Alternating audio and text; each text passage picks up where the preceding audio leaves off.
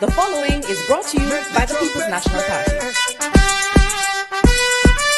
Make the trumpets play.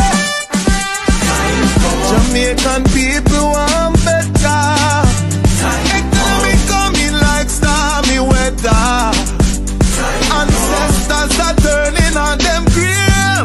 We can tell me how we can do it together. When we look to the future of precipice, we see Jamaica needs the vision of the BNP.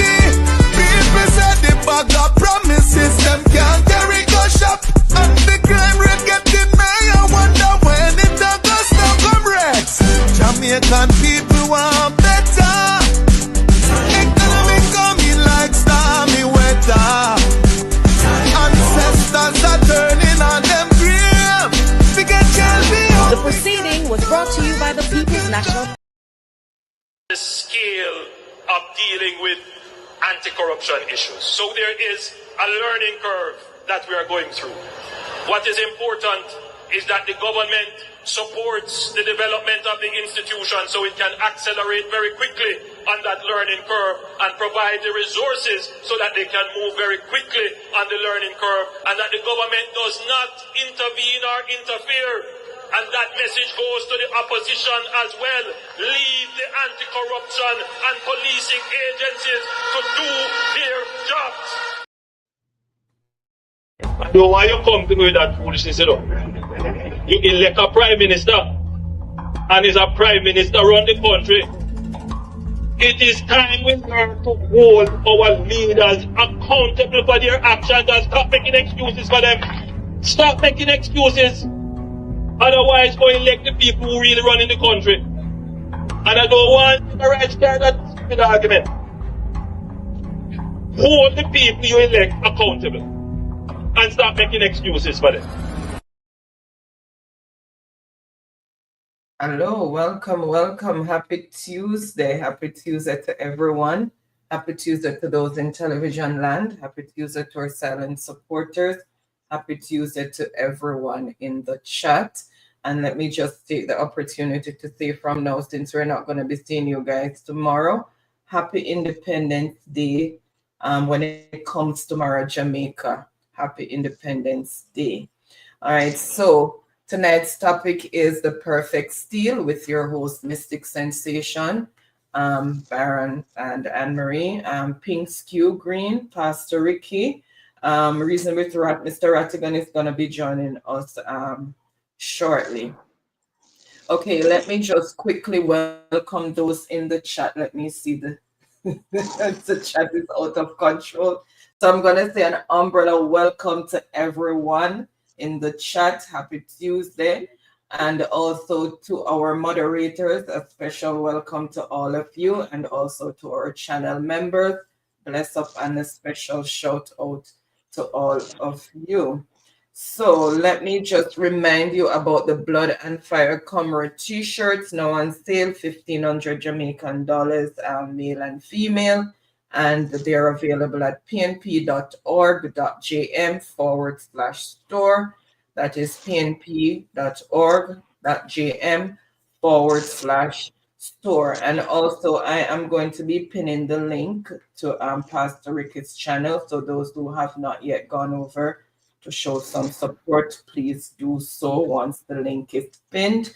And also remember the Magnitsky Act. Please remember the Magnitsky Act to sign that petition as well. Without any further delay, I'm going to ask Pastor Ricky to lead us off in a word of prayer, and then Baron is going to take over.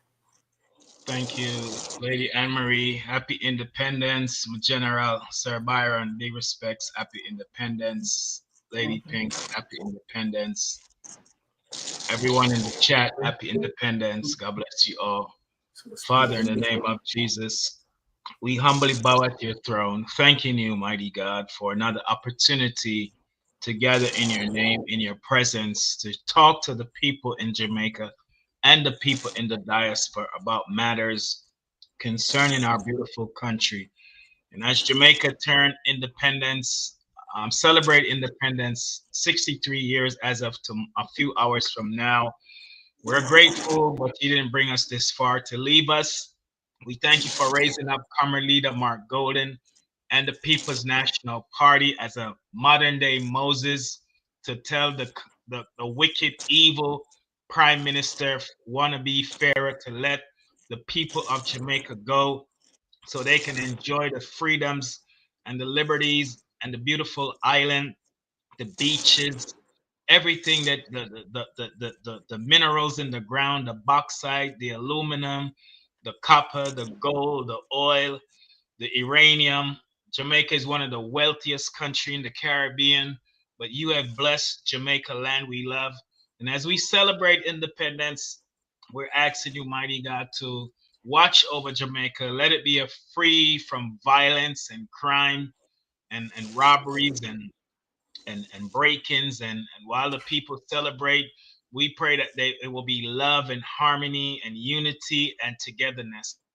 Bless Lady Anne Marie as she navigates through the different documents, the different videos and clips. We pray that you will continue to guide her thoughts and her thinking. Let there be no glitches, no internet disturbances, no shortages or wire shortages or any distractions. Bless her husband, Sir Byron, as he revealed the hidden revelations that's going to change the nations and empower this generation. Bless their marriage, bless their children and grandchildren, bless Lady Pinks and her children, bless her business. Continue to rain down your blessings on her life. Remember Sir Ratigan, his wife, children, we thank you for what you're doing in his life in this season.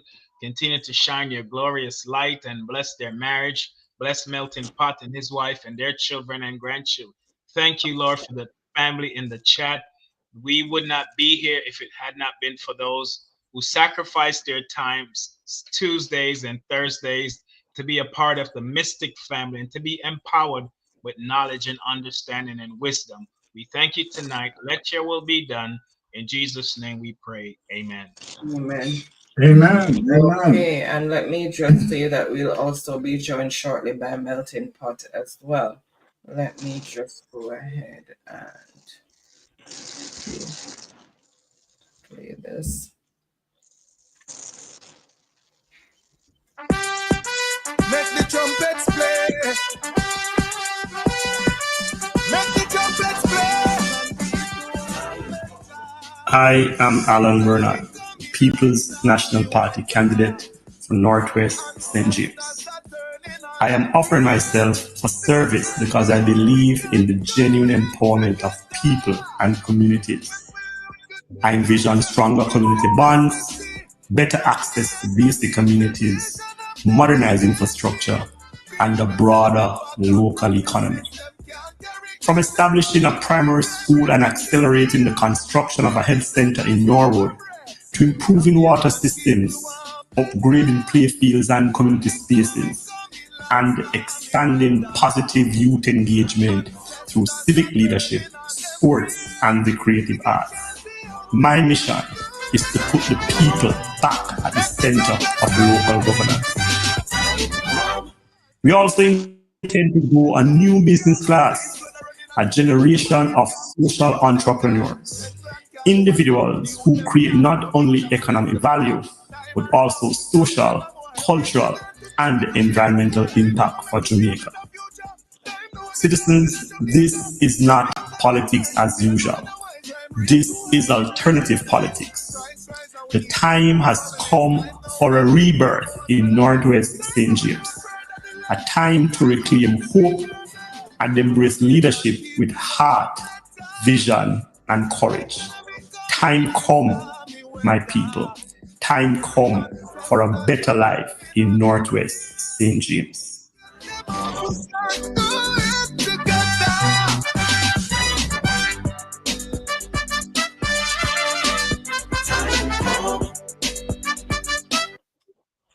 Well. That is, of course, our future MP, right? Alan Bernard. And for the St. James region, all 5 constituencies, we're asking you to put the X beside the Ed, right? If you believe in progress. and if you want to eliminate corruption out of your midst. Now, let me just give a background in terms of where we are going tonight. Tonight, we are going to reveal, right, the inner dealings as it relates to Andrew Holness, right? And where I can say to Andrew Holness and anyone who try to defend Andrew Holness cannot defend himself. I can assure him that. The evidence that we are going to reveal tonight is going to show the public, right? All well-thinking Jamaica. We are not talking about diatic people. They will be looking at what I'm going to present, right? And they are going to understand that Andrew Holness have no hopes of beating the case that is going to lodge against him. He has none, zero. I am going to go through, right, in a very thorough way, thorough and surgical way, right? And I'm glad that Ratigan in the space. So when we finish, right, people are going to see that explicitly clear that Andrew Holness indeed is guilty of corruption, illicit enrichment, right? We're going to break it down for the people, right? No lawyer, let me say this to Andrew, no lawyer can save Andrew Holness from what is coming. From once Andrew Holness put into the judiciary, Andrew Holness is going to be convicted for illicit enrichment. No two way about that. Now, we want to begin with the DPP before we venture into that. But before we do that, let us, of course, meet and greet as usual. Sister Pinks, I know that Melting Pot will be coming on later. Sister Pinks, right, meet and greet your people. Yes, good evening, Lady Anne Marie. Good evening, Uncle Byron. Good evening, Pastor Ricky and Radigan. Good evening to everyone in the chat. And most of all, good evening to my friends and family in St. James, especially my Northwest St. James people who are coming out to vote for Alan Bernard. I also want to say good evening to Comrade Leader, our chairman, our chairwoman, our GenSec, our candidate, and our blood and fire warriors who are comrades for life. And I would like to say happy birthday to our lion in St. Anne, Comrade Ryan Simpson. I yield the floor.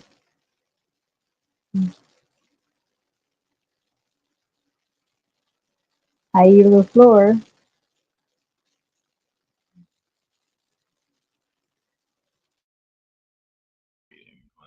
Good evening, everyone. Again, happy 63rd birthday to the Jamaica land we love in a few hours.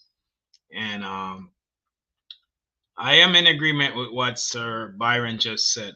We've been saying for a while, and people think we're crazy when we speak, but as critical thinkers and analysts, we can declare definitively that Dennis Chung cannot help the criminal outgoing Prime Minister Barabbas, a notorious criminal in the Bible, a notorious robber in the Bible, a thief.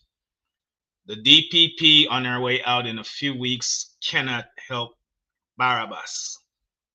No one can help him. He's been under the scrutiny, according to a sworn affidavit, since 1998. He's been scrutinized, and he's been lying, deceiving, weaving, and bobbing, and trying to con even the investigators that they even reject his taxi argument and how he accumulated his wealth. And so the outgoing prime minister, is in a quicksand of corruption and will be the first prime minister in the history of Jamaica to go to prison. And I'm excited about it. I can't wait to get his mugshots so I can place it all over all of my social media platforms And I wish I could be on the jury, but you know, at his criminal trial. But because I'm in the social media space, like Dennis Chung talking in advance before it happened, I'm disqualified. But I wish I can be on the jury panel. Back over to you, Sir Byron. Well, Pastor Ricky, I love how you kind of quicksand of corruption. And indeed, you're perfectly right, because he's in a quicksand of corruption. Let me just hand it over to Brother Rattigan to meet and greet his people. Brother Ratti?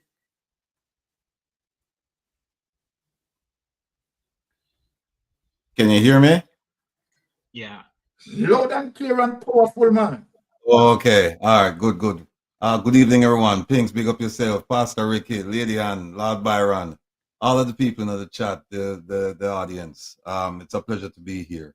And I completely agree. I've spent the better part of the last 2 days looking at the Prime Minister's affidavit. A lot of people don't even know that he did an affidavit, but I've been looking at his, I think it's like 30-something pages. I've been looking at his affidavit, and I've looked at Craig Beresford affidavit, 100-page document, and the judge's opinion, as well as the IC reports. It's not just one. I think there are 3 of them. And, you know, we're going to do a program this Saturday. We're going to point out, because I have some researchers looking at it right now, because preliminarily, he's in deep trouble. Deep trouble. He's between a rock and a hard place. The judge set him up. The judge said he can go ahead and appeal. But, I mean, it's pointless, because what's he going to do? Tell the judge, tell the appeal court, like affidavit, that everybody has a copy of the affidavit already. I yield. It's a ludicrousness of it all, you know. And let me just give the floor to Melting Pot to meet and greet right then and there. Melting Pot. Yes, my brother. Greetings and blessings to one and all. Greetings to the panel, you know. Yeah, all man. Right. So I'm a little bit tired because I have some problem with the camera upon the phone. Yeah. I know me I come through if me I projecting at the right, you know. All right. Seeing you good. The picture look on your side. Yeah, man, you're nice, man. Nice. All right. Yeah. Well, that's the best me can get it right now. Yeah, my people, once again, you know, it's good to be here Tuesday night on the Mystic Sensation Live. Yeah, with your host Byron, Lady Ann Marie, technical director. Yeah, Lady Pinks Blue Green from down at the West Blood and Fire Comrade. Yeah, you don't know, sir, Mr. Rattigan is here as well. The man who can deep dive at late hours of night, you know, him nice space. And you have Pastor Ricky, the dear beloved pastor, who come and preach and time we beat them. You understand? Because sometimes we beat them, but that's why I'm really calling the pastor to preach for them. So tonight, on the platform, everything should be, you know, grand and dandy. Because I know so we have the info. So I'll back the floor. All right. Thank you for that, Melting Pot. All right. Let me talk to my wonderful Jamaican people. Right, my subscribers, people on yourself. You have been giving us the energy, right, to continue, and you have been supporting us, right, from then until now, from Mystic Sensation, full 100% love, right, people locally and in the diaspora, right, full 100% love. Now, let me say this to Jamaica. Right, and I'm addressing the DPP, and we are going to expose the DPP tonight for all the corruption that Jamaica has been witnessing. Is as a result of the DPP that allowed that. The DPP is extremely complicit with all the corruption, extremely complicit. We are going to break it down for our Jamaican people, right? I know, professionally speaking, as it relates to lawyers, they are not going to come out and say it. But for me, right, who's a criminal justice person, right, I am going to come out and I'm going to call a spade because it is what it is, particularly when I have the evidence. When I have the evidence to prove, I don't hesitate. And I am saying that the evidence that we are going to show, right? I am saying to all of us, Jamaica locally and in the diaspora, that the DPP is complicit, right, with the level of corruption and majority of what is happening as it relates to where the corruption get to a place of it being despicable, right? We have to blame the DPP, and we are going to show that. Now, my Jamaican people, is to show you the level of, how should I put it, totally rudeness as it relates to Andrew Holness. Believing because he controls the DPP and he controls, right, some corrupted investigators. He believes, right, he can get away with his wrongdoing and normalize corruption. Andrew Holness, I have a news for you. Because what we are looking on, there is no lawyer can help you. And we are going to just go through the detail tonight. First, let us hear what Andrew Holness, has to say with a sense of entitlement, right? And believe that he's so brilliant and the rest of us are dunce, right? We don't understand what he's doing. And so then the judge and the Integrity Commission investigators, right, now we are below him. Well, we are going to expose him tonight. So let us hear what Andrew Holness has to say. And let us get to the Island News Jamaica, the story of Andrew Holness. Let us listen to him, Jamaica. This man shows no remorse, right? No care. My life is that I have never been given anything free. Ooh. I've had to work for anything that I have had. I have said it before and I will say it again. I don't know what a gold spoon looks like. It has never been in my mouth. I have no inheritance or any endowment or any trust fund anywhere. Whatever I have worked hard and honestly for it. I have never gained wealth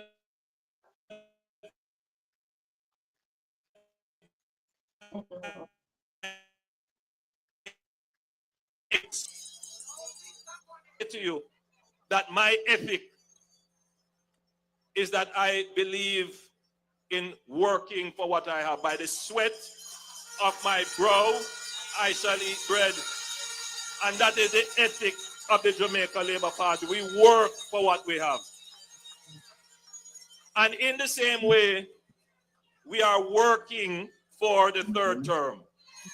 We are not believing and acting as if we are entitled to a third term. There is no entitlement. Some people behave like they own Jamaica. It doesn't matter that time come for them. It's not a matter that they worked for it. It's not a matter that they deserve it. It's not a meritocracy. It's just that time, the effluxion of time. It's just so. But we have never, I certainly have never behaved entitled in Jamaica. A part of the challenge that I face is that I represent a disruption, a real disruption for those persons who believe that they have an entitlement to Jamaica. Take him away.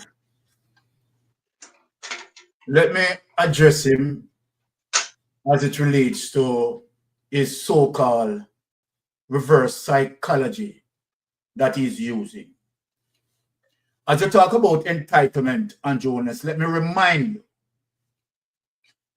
Do you remember, Andrew Holness, that so many times that you have postponed the local government election, and in so doing, simply means that you have your mayor and your councillors, right, extended their time illegally. Squatting. right? And constitutional norms. Do you remember that, Andrew Honest? You don't remember that. You're talking about entitlement and talking about those who believe they own Jamaica, right? When you hold the local government hostage, right, for years, am I lying? You don't remember that, Andrew Honest. So let me remind you. Now you said you have no gold spoon, right? You never have a gold spoon. We just listen to you, you know. But the big mansion that you build, you have pool and you have jacuzzi. So what you call it? It is not gold spoon. Eh? And you said you work hard for what you have. Not a lie. Reverse psychology. Well, we are going to show the people that you spend time during COVID stealing. You spend time putting yourself Ponzi scheme up in when you know that these Ponzi schemes damaging to investors, but you and your come along benefit. And as a matter of fact, Darrell Vaz is saying, them bad mind the man for the little crumbs. Now after you rob millions, billions from investors, Darrell Vaz now is saying that let go that man, that is crumbs. Darrell Vaz, I'm asking you a question. I'm not accusing you. Were you involved in Cash Plus? Just a question I'm asking you, Darrell Vaz. Were you involved in Olent? Darrell Vaz, we know that you're involved in SSL, and we have the evidence, and we know that you control many of the accounts in SSL for JLP, and we know that you have given Andrew Honest millions of dollars out of SSL. So let us move on. So let me just rest that aside, you know, because I'm not ready for dig down in that, you know. Now Ratigan in that space, melting pot Sphinx and Pastor Rick in that space. We're not ready for you with Andrew Honest. We could just ease upon you and put you aside. Now, DPP, come here. Let me deal with your DPP. Jamaica, this is what I want to show you as it relates to the level of corruption with Paula Lovely.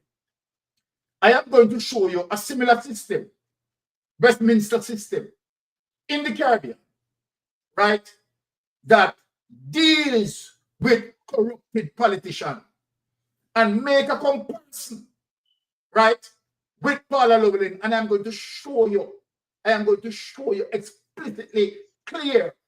No one can dispute it that Paula Lovely is a JLP operative, corrupted, and Paula Lovely is the one who caused Andrew Honest and all of these persons who are involved in the high level of corruption. All of that is on Paula Lovely's shoulder. And we're not hesitating saying that we are going to prove it now. Now, bring up this document, St. Kitts Nevis. Let us show Paula Lovely something. Let us show Paula Lovely something, right? Let us show Jamaica, right, as it relates to the evidence here, right?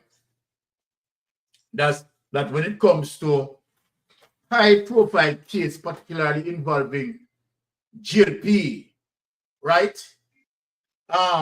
Senior personnel, no prosecution for them. Paula Llewellyn protects them.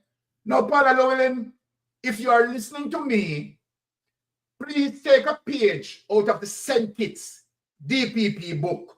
And Paula Llewellyn, let me read and show you how the St. Kitts Nevis DPP is embarrassing you, Paula Llewellyn. Listen, Paula Llewellyn.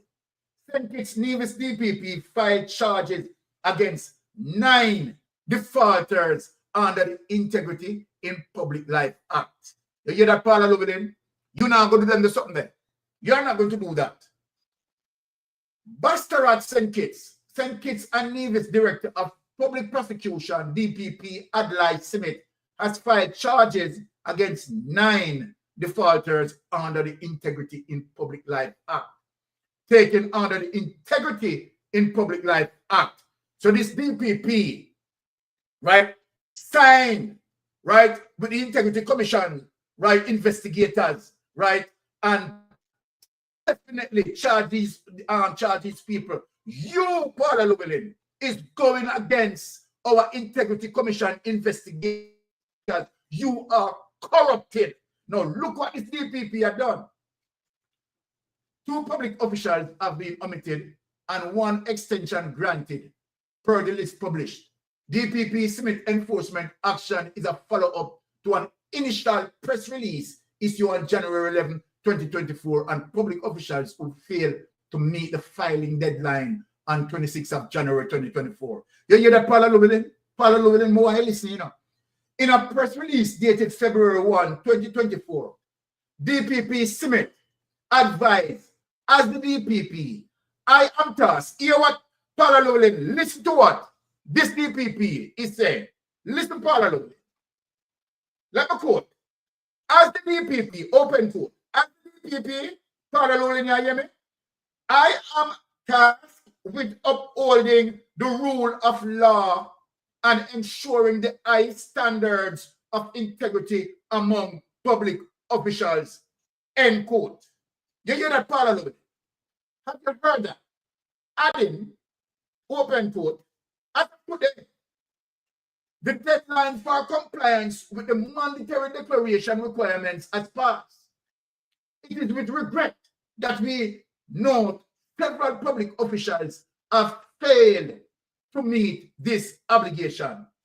Now, Paula Llewellyn, Andrew Holness, right, have 10 of them, right, and all know they cannot expose to the public going into a general election because you sit there and you allow it.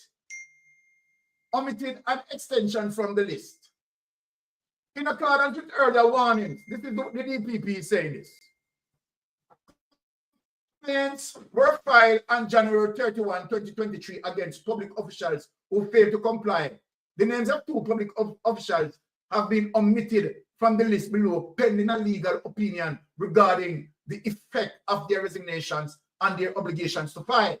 Another has requested and been granted an extension until February 5 on compassionate grounds owing to the death and recent burial of his mother.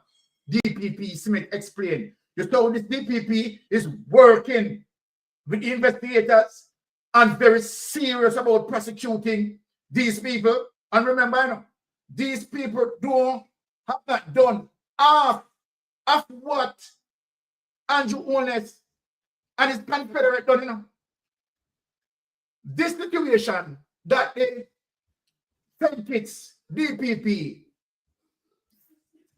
step on aggressively, they have not done, right, not even quarter of what Andrew Holness and his corrupted men done, you know. And this DPP discipline this, you know, so parallel with more look on this, you know. All the public officials listed in the table below have failed to meet filing deadline of 26 January 24. This list represents a diverse range of positions and organizations underscoring the universal applicability of the law to all applicable public officials. While I have been made aware that at least 1 public official has filed since the deadline, that name has still been listed because the deadline of 26 January 2024 was the final deadline. You saw the DPP serious. You saw the DPP serious because she breached, and the DPP disciplining because he made the deadline pass. You hear that, parallel corruption? Do you hear that? Let me call you corruption. Do you hear that? No. Summons are presently being prepared by the court registry and will be served in due course. The DPP press release announced. I see the DPP fling them out here. Parallel corruption, parallel. See the DPP fling them out here. See the name them here. Honorable Fitzroy Eddie, Magistrate Judiciary, Sanju Engla, General Manager, ZIZ Broadcasting Corp, Ricky Lenrick Lake, Chairman, Urban Development Corp, Rutlin Harris, Member, Public Service Commission, Oral Brandy, General Manager, Nevis Air and Seaports Authority, Stedman Trust, Chairman of Nevlik, Albert Garden, General Manager, Nevlik, Pamela Martin, Chairperson, Nevis Tourism Authority. So let us show you, right? Hear what read it up, Eden Paul, a little bit.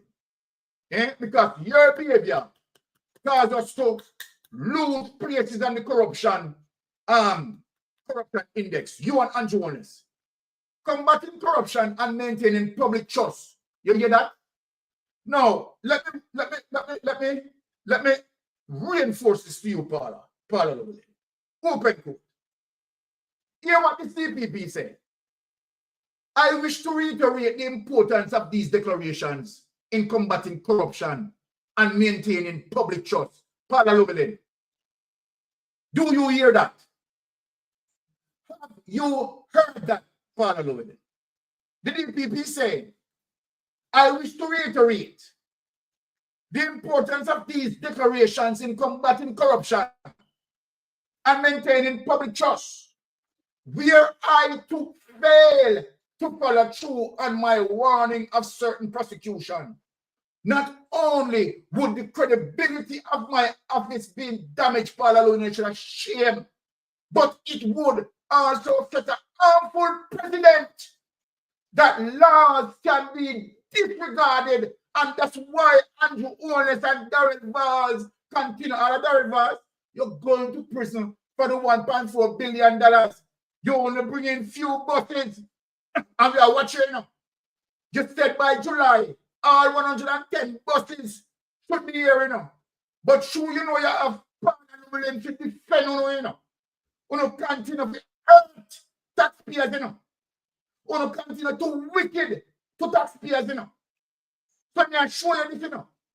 You understand? Here it is. But it would also set an harmful precedent that laws can be disregarded, like how Paula set the harmful precedent without consequence. Without consequence, take that away. Now, Paula Llewellyn, you think me done with it? I want to show Jamaican people how nasty you are. Eh? You're nasty or nothing. Let me show you how extremely nasty you are.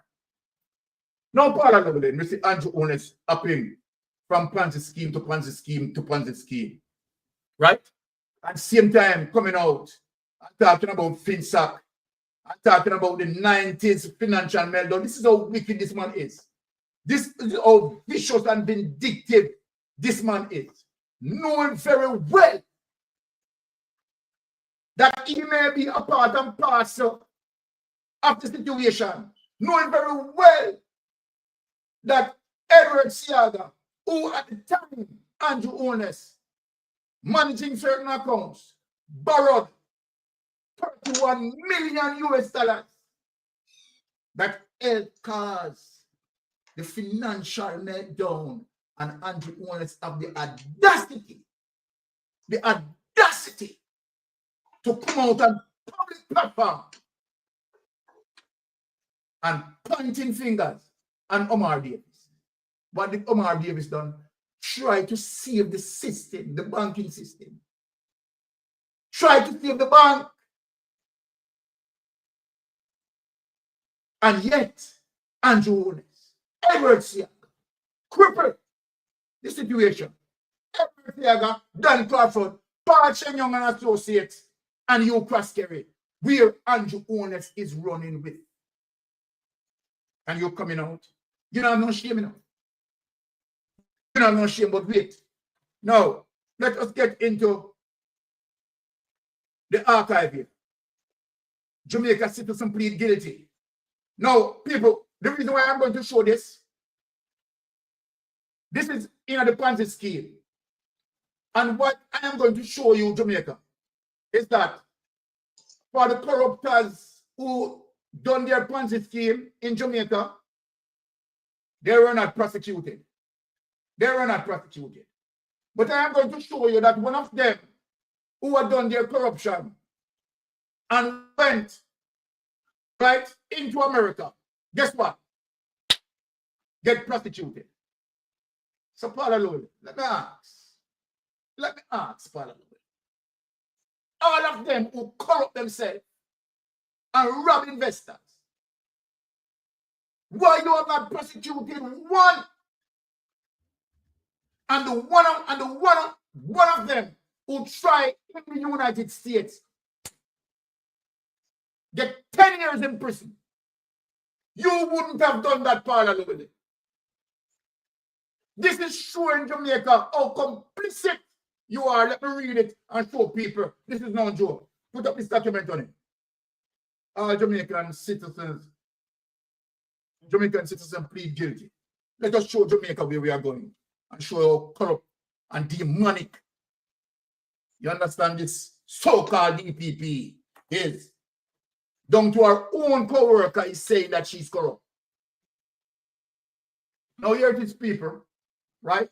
Archive content, March 29, 2011, Orlando, Florida. Financial crimes.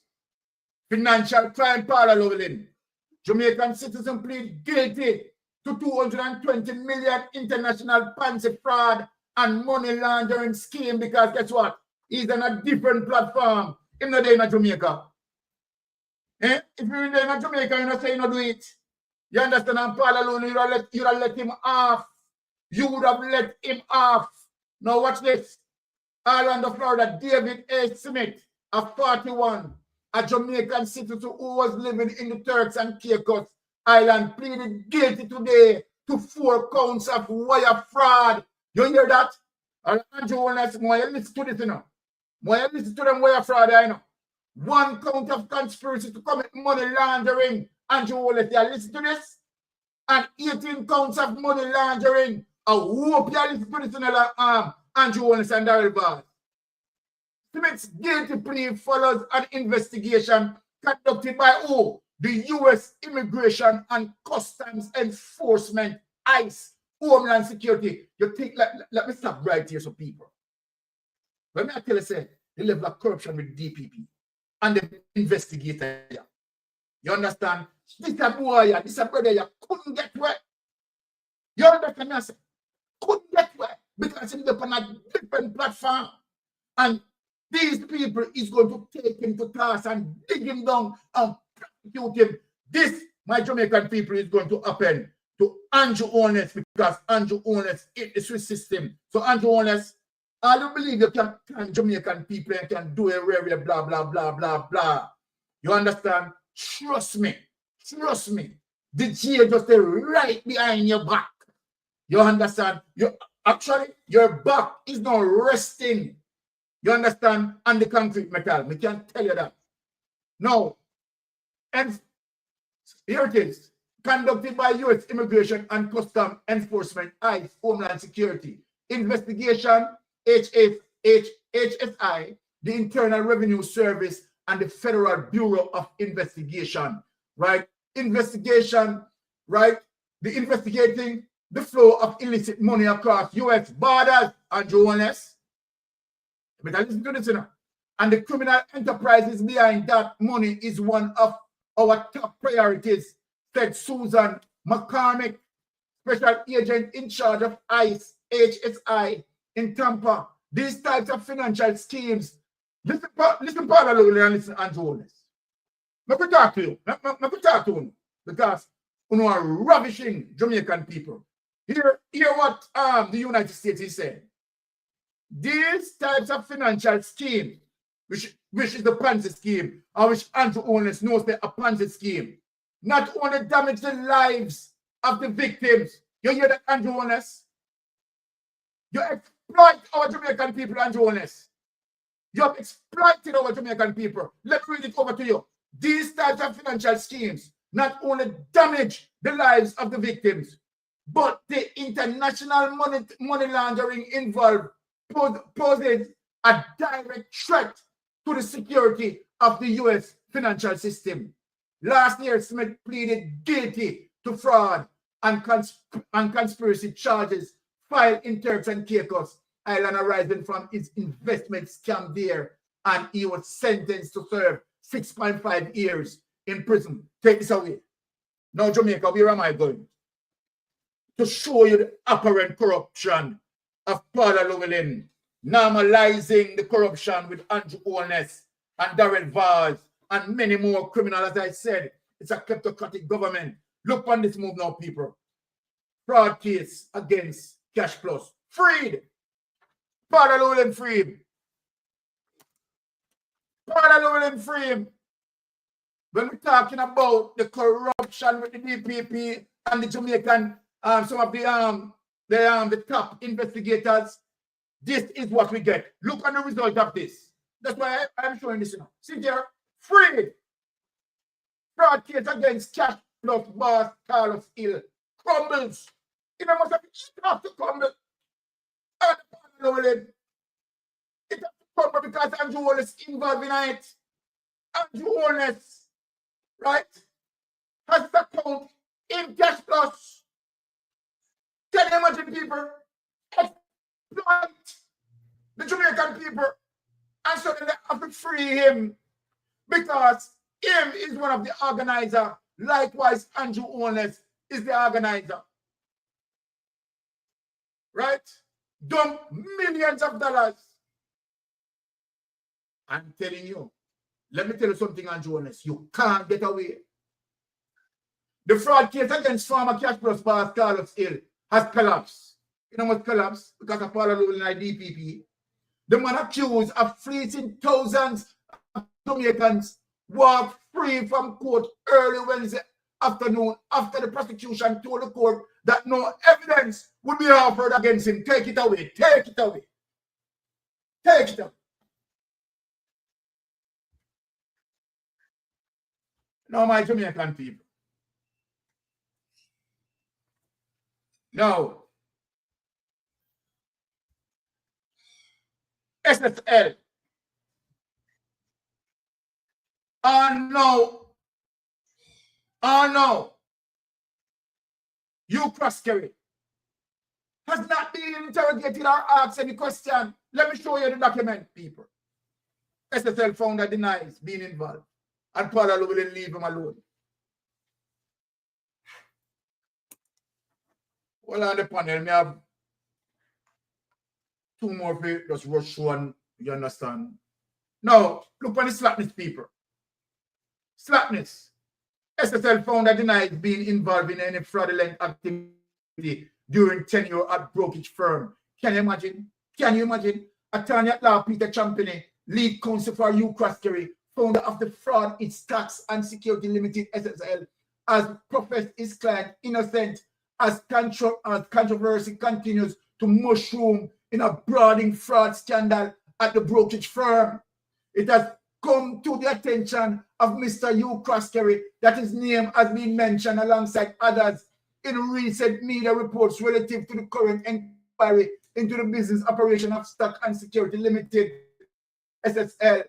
My client wishes to state emphatically and lucidly, while appreciating the public's concern that during his tenure with SSL, he did not engage in any unethical or criminal conduct, Champagne told Observer Online. Take that away.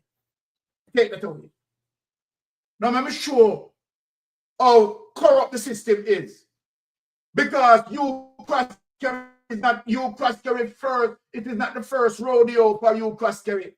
And if I was investigating that case, I would make reference to the previous involvement to establish a pattern of behavior as it relates to you cross-carry, a MO, modus operandi.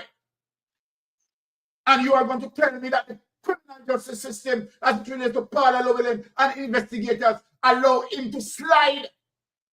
Now let me show you. Let me show the people the evidence. Jamaica Cleaner, cross-carry assures court of corporation and Shenyang properties.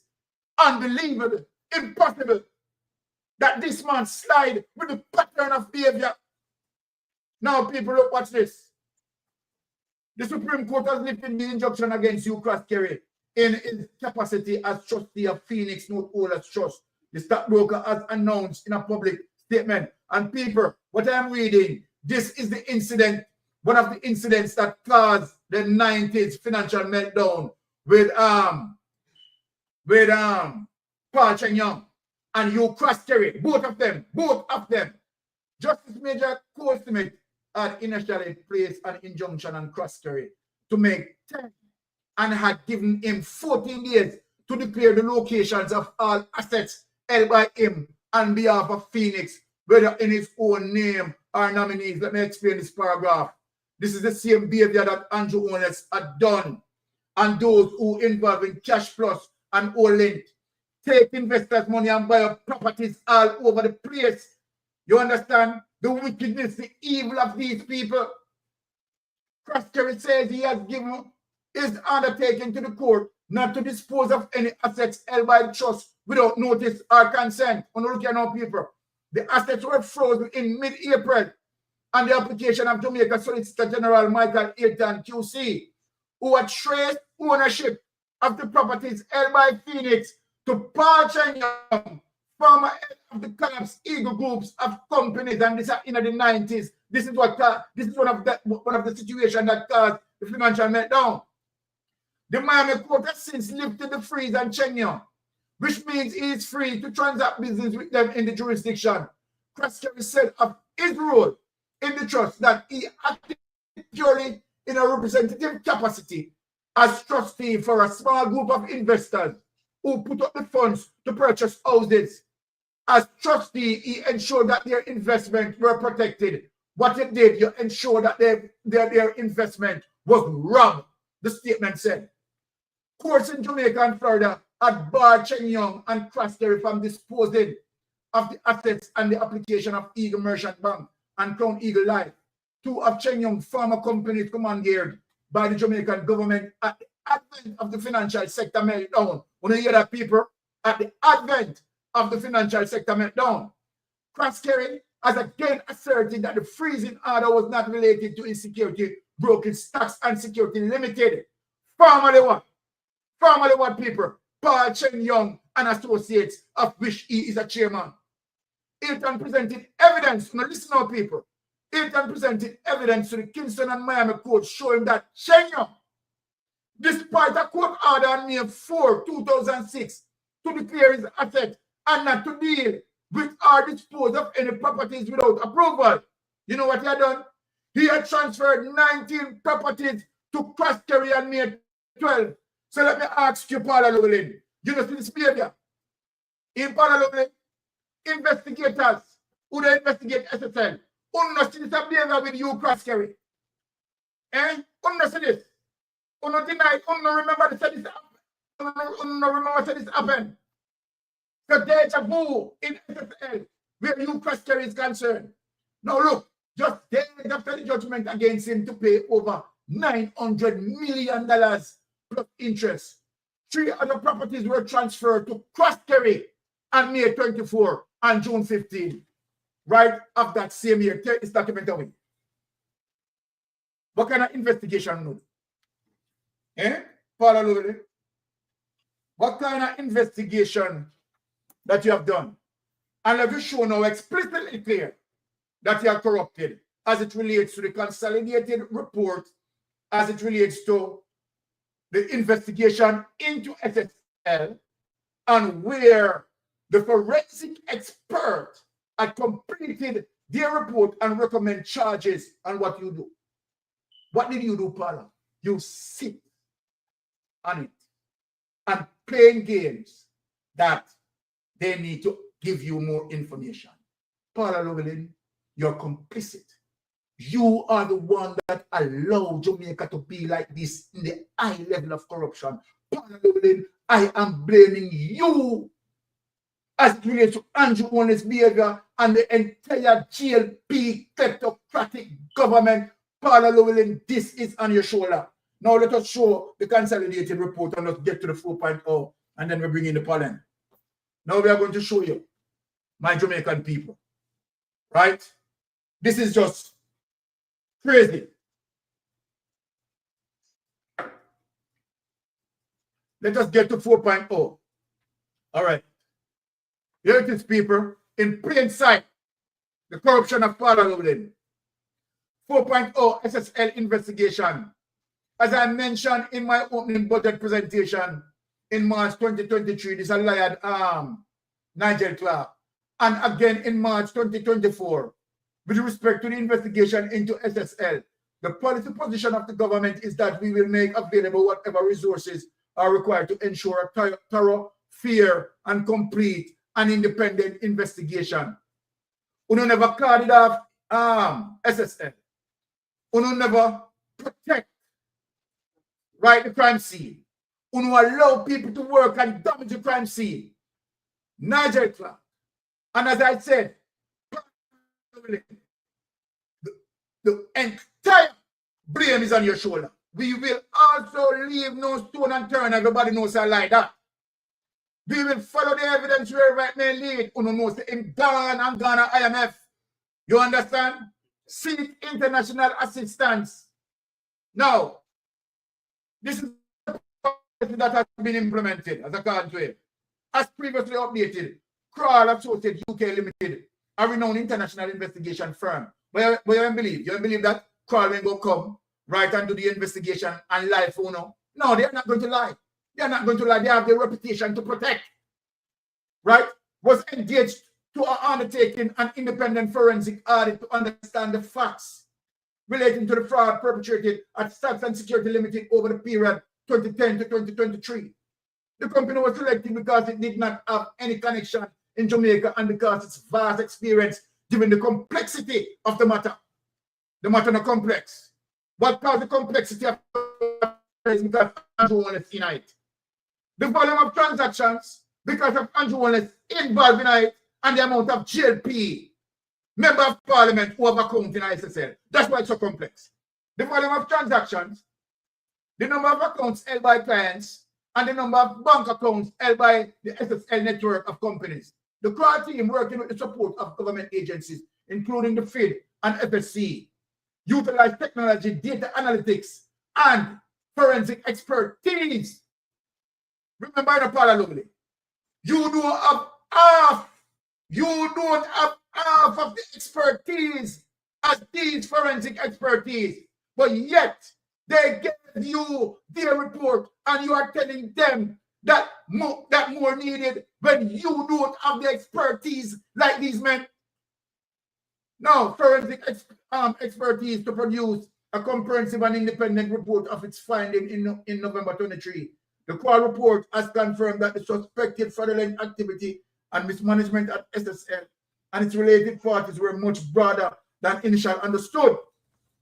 With the benefit of this report, their own investigations and through collaboration with other law enforcement agencies, the FID has publicly reported that a file was submitted to the Office of the Director of Public Prosecutions for the consideration, Parliament, of criminal charges against individuals linked to the SSL network of companies or the companies pursuant to the Proceed of Crime Act, Larceny Act, and financial sector legislation. What you have done, Parliament, you have seated on this report, right, and decided that you are going to file 13. This is what shows you're complicit. You're a JLP operative, right? You are complicit with criminals, and it is plain and simple. Let me go to the panel. Now the open batsman. Yes, sir, Lord Byron. Yes, sir, Lord Byron. Thank you for the opportunity to address this, high-level activities in corruption, and more so to highlight Paula Llewellyn. We all know she facilitated all that went on during that period of time, of 9 years under the Jamaica Labour Party. And more so, she facilitated the Prime Minister in doing the various activities that we see light against him. And also she facilitated the players them in the Ponzi scheme, because as a DPP, she has no, credible record of prosecution. The only time we see she prosecute anybody, they have to come from the underprivileged society, the ghetto, so to speak. Yeah, but Paula Llewellyn, as it relates to the big boys, she don't touch them, she protect them. But we're glad how the DPP in a St. Kitts show a working DPP in regards to a non-working DPP. She prosecute 9 of your people, yeah? And those prosecution relate for late filing, you understand? Nothing comparing to where we see a go on in Jamaica with guys that deal with vast amount of money laundering and wholly possible. Yeah, Ponzi scheme a collapse and them collapse regular too. And she not do nothing about it to protect the players them. So we have to look on Paula Llewellyn as the perpetrator behind Andrew Holness. As she here and abet them. Yeah, she protect them in all various activities. And so where Jamaica is today and where Andrew Holness is today, it is at the expense of Paula Llewellyn. Because recommendation from Carl, you know, so several people supposed to, you know, get charged. She dash all of that in a file 13. And she have to tell us that she need more information. No, we sought the help of Carl, yeah, as an international body who, you know, does this type of job. And them come in and them do the work and them submit the recommendation. But she puts in a file 13 because the recommendation have too much of the people and where she protect inside of it. So she have to disregard all of those evidence. Yeah. Nigel Clark and them guys too, them know everything we are going, you know. Them Exodus. Because him tell we say, no stone or leave unturned. I follow the lead of the investigation. And I'm also go see overseas assistant. Yeah. But after that, him disappear. All of the stone remain untouched. You understand? So we are look on the players them and how them formulate them game over this period of time that Andrew Holness preside over. And where it has damaged Jamaica and Jamaicans. Because right now the recession that Jamaica finds itself in is a result of all of this malpractice with Andrew Holness and the DPP and the rest of cronies them. So we have to look on Paula Llewellyn seriously as one of the main players. And she have to get charged eventually. Now, if we just mirror back somewhere we are going, yeah, as it relates to even this person that was, you know, charged for $220 million money laundering in the 220 million, yeah, in the US, yeah, that used to practice out of the Turks and Caicos Island. And the same thing we are looking with Andrew Holness, you know. Exactly. The same thing. So when you mirror the two type of activity, they all spell money laundering. And once you touch the US system, you are going to get charged. And Andrew touch the Swiss system. We know that. So Andrew must get charged. So we just broaden that picture for the Jamaican people using the portrait we have with this guy that was held and charged. So there's no way that Andrew Holness can wiggle him way out of the corruption. And all the players them who protect Andrew, the picture is getting clearer and clearer. No matter how muddy the water settle down now, and we are sitting at the bottom of the stream. Yeah, and we are looking on some serious charge that lies ahead. DPP, she's supposed to get about 50 years in a prison. And the only part how she earned supposed to take back to, you know. Because she never worked as a DPP. No. She played at the DPP office. And she are playing her corruption. So she, you know, if me a charge her, me have to get back all some of her salary too, as well. Because in a period of time, you know, even people from within our own office raise them eyebrow as to the high level of corruption where she are going with. And them show so them not in favor of her. You understand? Now when you head a department and you're colleagues them that work alongside you, them have, you know, some growth as it relates to your performance in the office. It shows that even from right there and then, people that have suspicion of the DPP and suspicion right from under our nose. Because everybody knows what she go on with.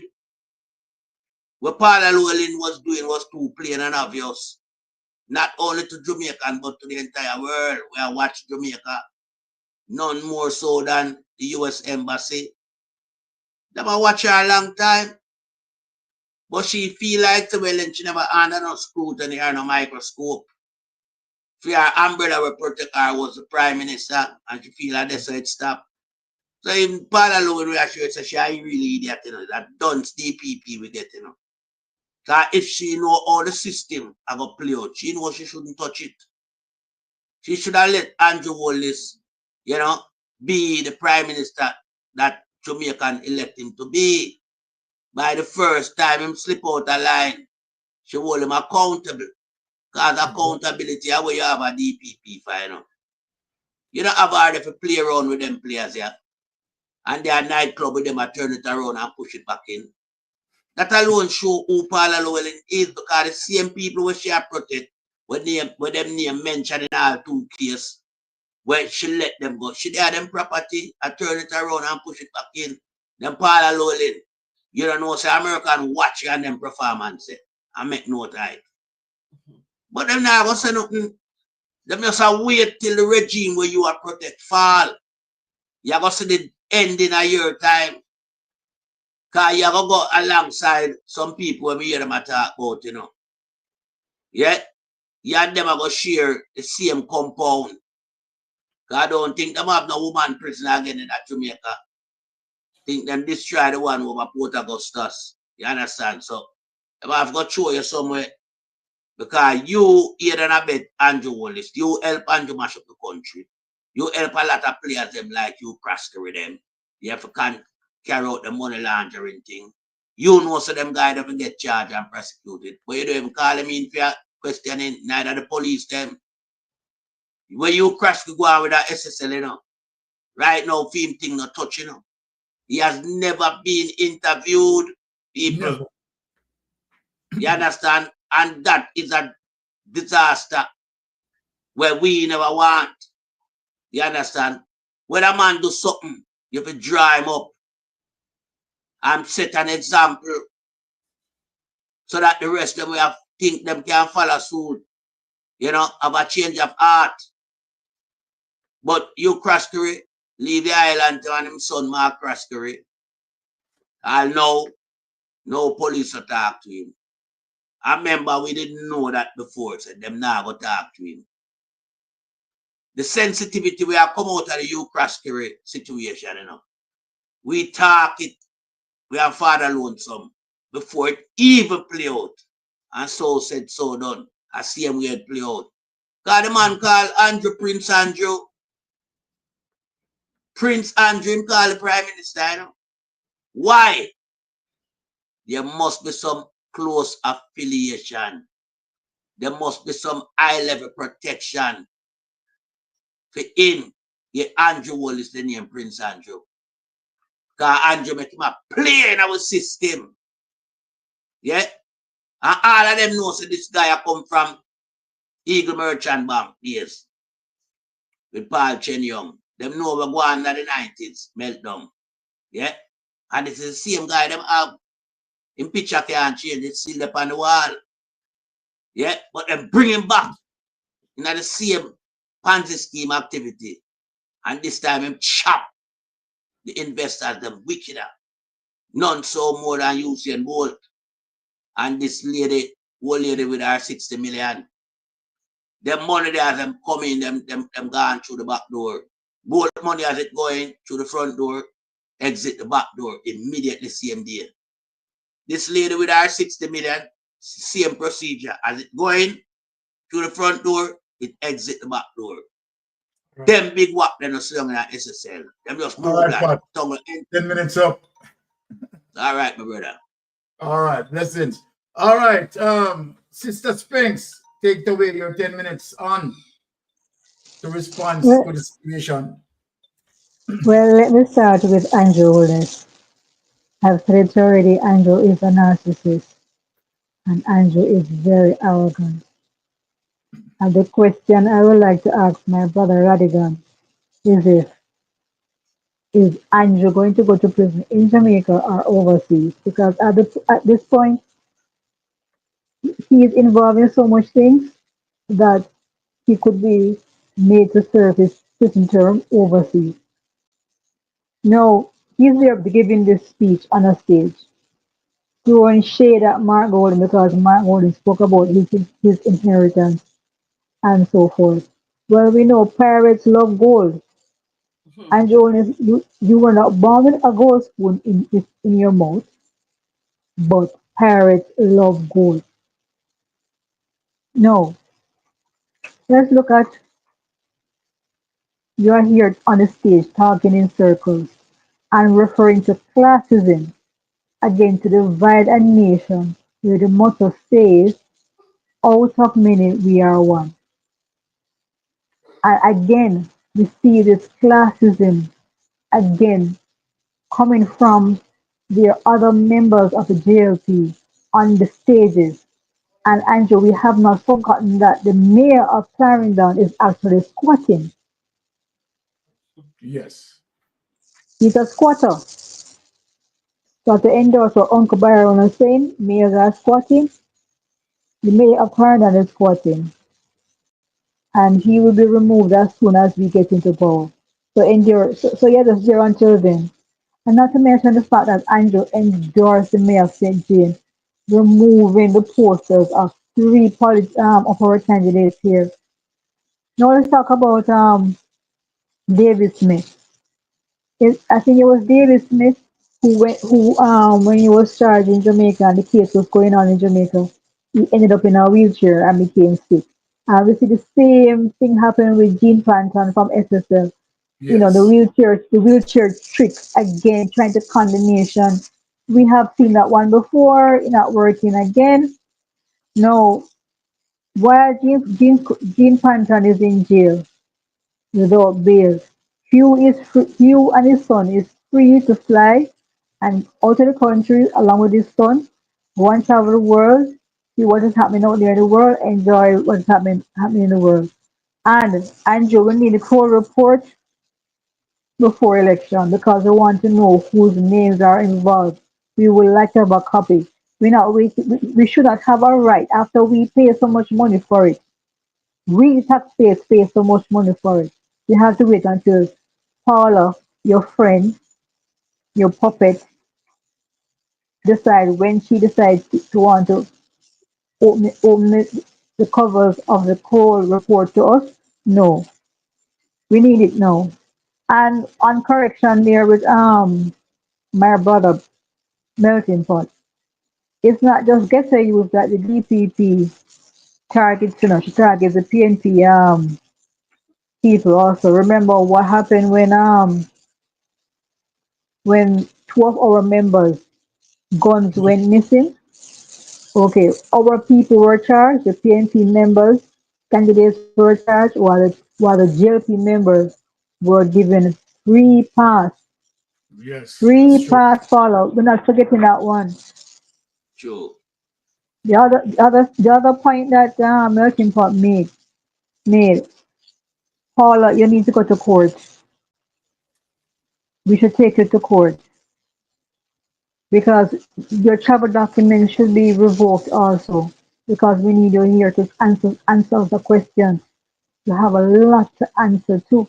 And I don't understand why these people commit these crimes over and over, all of them like a syndicate working together. And in their old age, they're going into prison because Andrew, as Uncle Byron said, his back is against the prison. So right now, he's enjoying all the freedom he can now enjoy before he goes to prison. When in fact, what if he had any foresight? What he should have done from day one when the IC report came out, or even before then, just plead guilty, We had let us have an election. Let us have a change of government. Start the prison term early, because when you start the prison term early, you will finish the prison term early.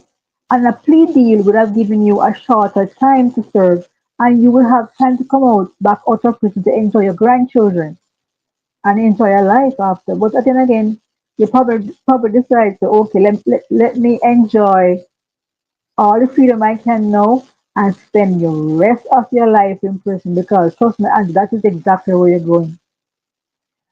Now, let us look at what happened in the St. Kitts there. These people just missed the deadline, Exactly. and their DPP made a case against them. In Jamaica, two PNP members, I remember, missed their deadline, and they tried to muddy the water and dirty their name. From Westmoreland, Dwayne Vaz, and from Manchester, Michael Phillips, they both submitted their documents late, and they paid their fines. Okay, and their name is clear. They're not involved in any corruption. So I don't understand why some labor rights don't understand that. It's a difference between when you are late with your application or your submission, and a difference when you decide to ignore the IC completely and take them to court. Like what Andrew is doing. It's going what, 4 or 5 years now. His declarations cannot be certified. Exactly. 4 to 5 years now. Dwayne Vaz and Michael Phillips just missed the deadline. That's all they did. And they paid their fines so their names are clear. So I yield the floor to someone else. All right, right then and there, let me just hand over the button to Pastor Ricky. Coming down, Pastor Ricky. Talk to them, no man. Yeah, thank you so much.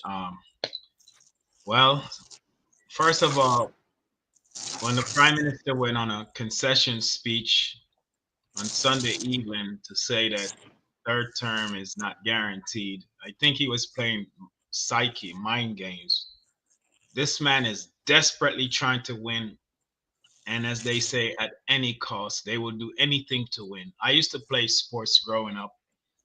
I ran track and field. I played basketball and football. And so in football, you would try to draw your opponent offside to score to gain more yards on them. In basketball, you would do a head fake and the opponent would jump up and then you will go up and shoot the ball and then that's a penalty and you get a free shot. So I think that he was trying to score some point to make us relax to think that yeah, he knows he's not going to win. We know he's not going to win, but we still can't take it for granted because we need 2/3 majority vote. We need a robust turnout and we need to win wide margins so there won't be any recount. The next thing with the prime minister, as he was talking about, he's not entitled. Um, he was the same one that went to Montego Bay when Comrade MP candidate Nikisha Burchell had a event with the taxi and the bus drivers, minibus drivers down there, and she had to cancel her stuff because he, and I'm bad mind, decided to go to there the same day and host an event when she was doing her event. This is the same guy who, said him and them cronies that them not surrender Jamaica to the PMP. And All right. Desmond Criminal Mackenzie said them have to win at all costs. So when Exactly. the outgoing Prime Minister Barabbas, you have to read between the lines and don't really bite the bait because him claim him as a strategist and he's a chess player, but we know he's not a good chess player and he's no strategist in terms of how we are analyzing the events that is unfolding right before our eyes and the revelations of things that are occurring. Now, As it relates to the criminal Vaz, he's a co-conspirator with the prime minister. I guarantee you that whenever we get our hands on the integrity investigation report on criminal Daryl Vaz, it will mirror the same things that they found with the prime minister. He's a co-conspirator along with the prime minister in all of the corruption.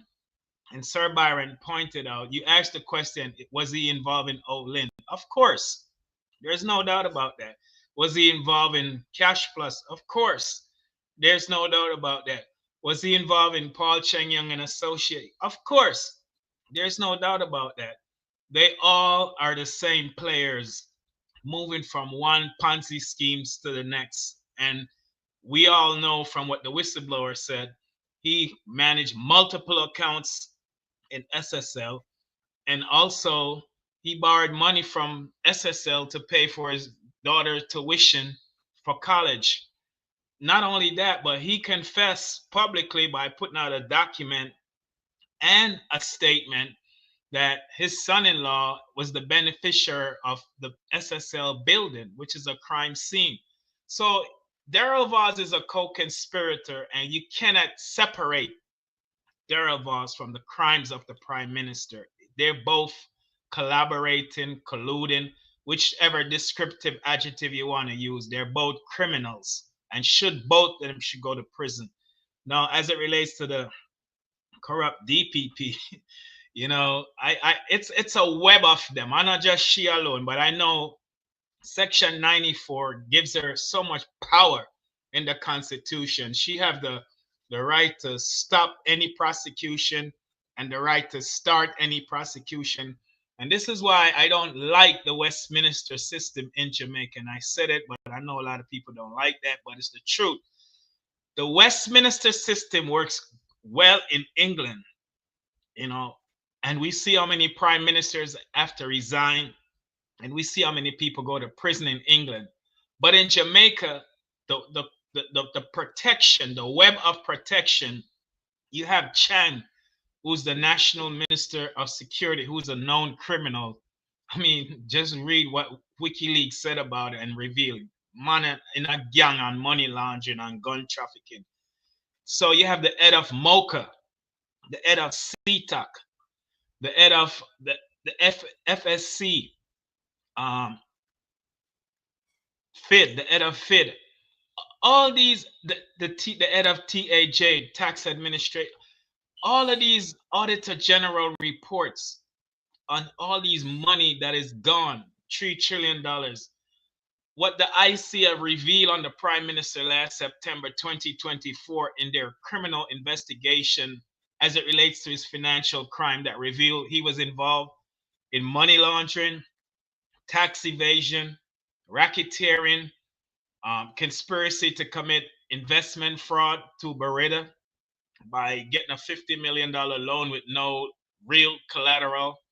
Also stealing 34,000 US dollars from a charity that was unregulated. And when he got caught 4 years, after 4 years, he was forced to put the money back in the charity. And then abuse of power. But we don't see no type of investigation from any of these law enforcement agency. The prime minister is not above the law. The prime minister, the outgoing prime minister, let me start using that phrase. The outgoing prime minister, Barabbas, is not above the law. Barabbas is a citizen of Jamaica like any one of us. And he broke and breached the law, and he should be held accountable. But yet, when I see Taka move, when I see Mo Taka move, and so I think all of them heads of those agencies, along with the DPP, is a web of protection that he has built around him that is now broken. And the DPP is going to omit office in a few more days, few more weeks in September. I believe September the 20th coming on her birthday, when her tenure will be over. And I strongly believe that a lot of these cases that she dashed with, in the Jamaican terms, need to be revisited. I don't know. I have to find out if there's any. Maybe Sir Rattigan can answer if there's any statutory what's the word? Declaration. Limitation on any of Oh, these cases that she over proceeded and threw it, like you just read on your articles you presented tonight. And so I strongly believe, and I say this and I mean it because I live in the United States. The US is an imperfect country, but things are done efficiently. And so I think that the Jamaica Comrade Leader Mark Golden should adopt a type of RICO law that the FBI used to bust white collar crimes in America and bring down the mafia and the mobsters. The RICO law is powerful.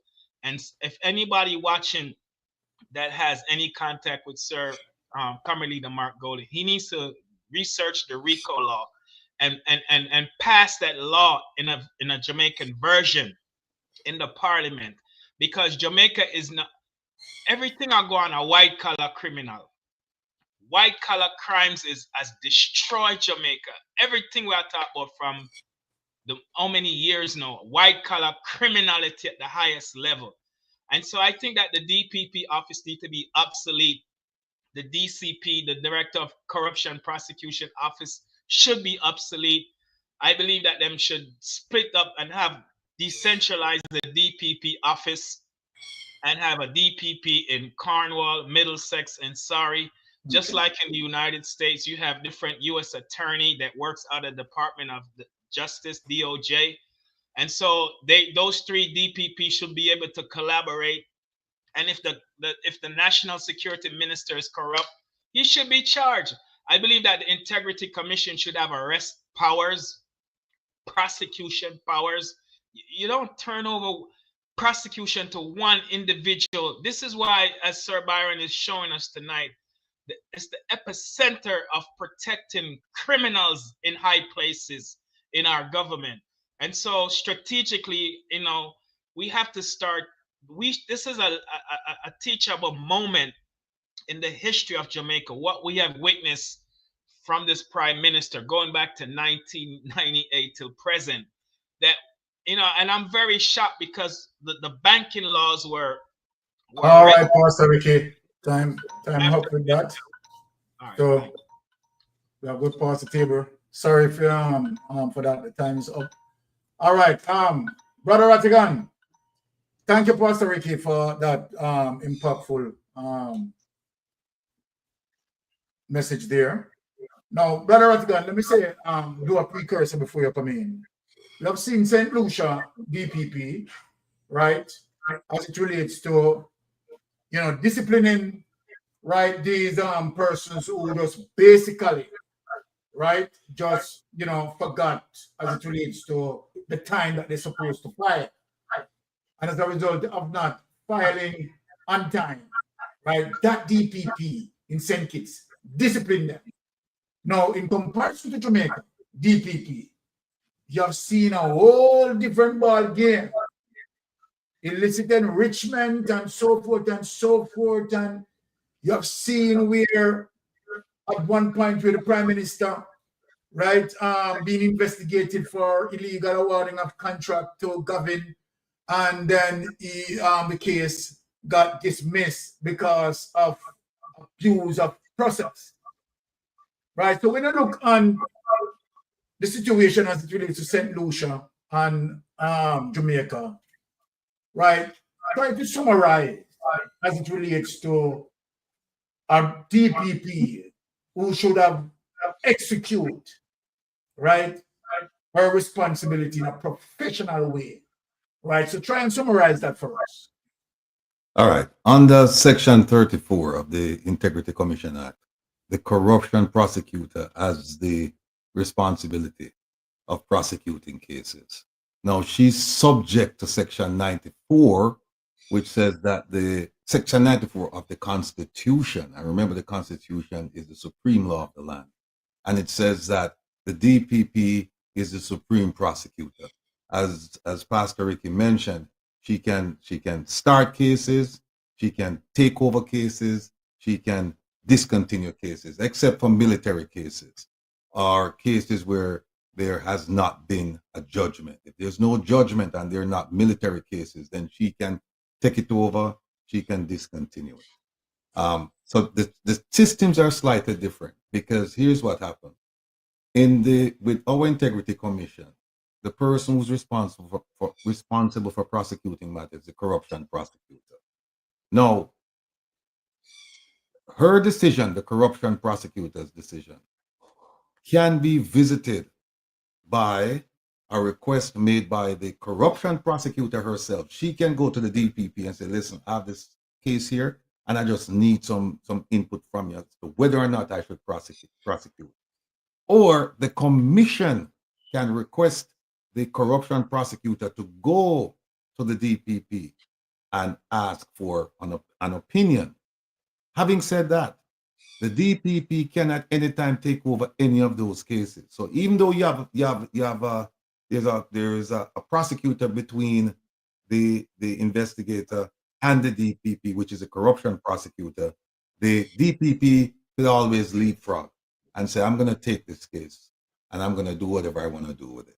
So the systems are a little bit different, because in the St. Lucia case, that was the case you mentioned, the DPP in that case has the right to prosecute directly. I don't think there's anybody between the DPP and the people that she prosecuted. Whereas in Jamaica, you have a corruption prosecutor. So that's the main difference there. But let me just say that the Prime Minister said that he has no inheritance, no trust funds, no endowment. I guess by extension, he could say he has not won the lottery.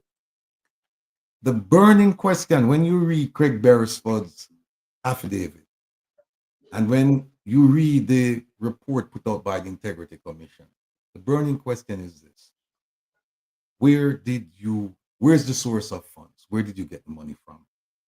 Also, when you read Craig Beresford's affidavit, it says you didn't report these things, your assets, in a timely fashion. And in some instances, you didn't report at all until we found out, which is a clear violation. Exactly. And I have some serious reservations about the Integrity Commission, but we leave that for another time, because they screwed up a lot with the Prime Minister's case. There are things that they could have done that would have put him in a vice, and for some reason, they didn't. Like, for example, they asked him 4 times to turn over information. They didn't have to ask him 4 times. They asked him 1 time and tell him we need information by 25 days. And if the information is not forthcoming, there are things that they could have done, but they didn't do it. But we leave that for another time. The Prime Minister is also trying out a whole bunch of slogans. You remember he came out with prosperity in 2016. A few years ago, it changed to peace. He said he was gonna create a ministry of peace. And then we don't hear anything about that. Now we're hearing choose Jamaica. And by choosing Jamaica, you should choose the Jamaica Labour Party. They're trying out these slogans. Nothing is working. So we shall see. The day is fast approaching. Now, he's been affiliated with First Global, Cash Plus, SSL, Olink, and others. And the thing that I find curious is that all of these turned out to be failed institutions. Yet the Prime Minister was able to get his money out. Okay. And I'm just saying, maybe this guy's just lucky. I don't know. Yes. I don't think he's lucky. But here's the thing. If you go back and you look at when he filed to run for parliament, and you look at his profession, I think it says financial something. It says financial something. So there are things going on here that just rub me the wrong way. And the last thing is this: we talk about the investigations, and you demonstrated, you illustrated quite persuasively that, look, when you have an investigation elsewhere outside of Jamaica, St. Lucia, Orlando, Tampa, we get a conviction, or we get arrested and everything. But in Jamaica, people just walk free. And it goes to the lack of political will. There is no will there to put any of these people in prison. And then when you break it down further, it comes down to a systematic failure. The system is just flawed, and it's flawed in a way where it benefits the influential. What do I mean by that? They don't have a standard system where when a case comes in, the investigator, the analyst, and the prosecutor, they work hand in hand, hand in glove. We don't have that. Not in every case. And that's the difference where you see these convictions. Like I can tell you about in the US, where there's a complaint coming into the FBI. And what will happen is that agent who gets that complaint will do a preliminary investigation. And once he's satisfied there's more, he'll go to his supervisor and say, look, I think we should open up a full investigation. And once that's approved, guess where he's going? Right across the street to the prosecutor. Early stages of the investigation. And he's going to go over and say, look, I have this. What do I need to get a conviction? And the prosecutor will say, in order for me to present a case where I think we can convict this person, we're going to need this, and that. And they work hand in glove. Exactly. There are no surprises. That does not happen as a matter of as a regular course. It doesn't happen in Jamaica. And that's why sometimes you hear about dockets missing and this evidence disappearing. That doesn't happen. Or it happens infrequently over here. And I can talk about the places where I've worked, like in the Southern District of New York, the conviction rate is midnight, like about 96%. 96% of the time when they're prosecuted, you're going to prison. In Jamaica, it's far, far less than that. It's not even comparable. So those are my thoughts on the issues. And Pinks has asked a question about whether or not the Prime Minister should go to jail in Jamaica or should go to jail in overseas. I say send him over here to us. Because once he get a jail term, he's going to serve about 80 to 90% of that time. It's not 1/3 where, and we want him in federal prison, which he will go to, not state prison. State prison, you serve, I think like a third to a half of the time. And then them let you out for good behavior. Federal prison, you're going to serve 80 to 90%, unless you're going to give up some things, and then you can negotiate early release. But you don't negotiate scot-free. You don't negotiate free. You negotiate a reduced time. So you're going to prison. And I'm telling you, I can't wait for the day that somebody in Jamaica going to call me and say, we need you now to get on this trail and bring this man to the U.S. authorities so that justice can be served. I'm waiting for that day. I yield. All right, Brother Ratty, with 1 minute and 18 seconds to spare. Thank you for that impactful information there, Brother Ratty, and thank other panel members, Melting Pot, Pastor Ricky, and Spinks, powerfully impacted tonight. Now, where we are going now, we are going to go into the art of the investigation in terms of showing the people why Andrew Holness is going to be convicted. Now, panel, when we read through the Craig Beresford second affidavit, something jumped out to me. Something jumped out at me. You have seen, as it relates to where Andrew Holness telling the investigators, right, that you were assisted by loans. You were assisted by loans. Now, the investigators didn't buy that because they had investigated and did not find such information. Not only that, we are going to go back to the specific Zara Burton report that spoke about loans, right, that were mentioned, and her investigation did not find any either. Now, without any delay, let us lift up that. Where is there tonight, you know? Let us lift up that.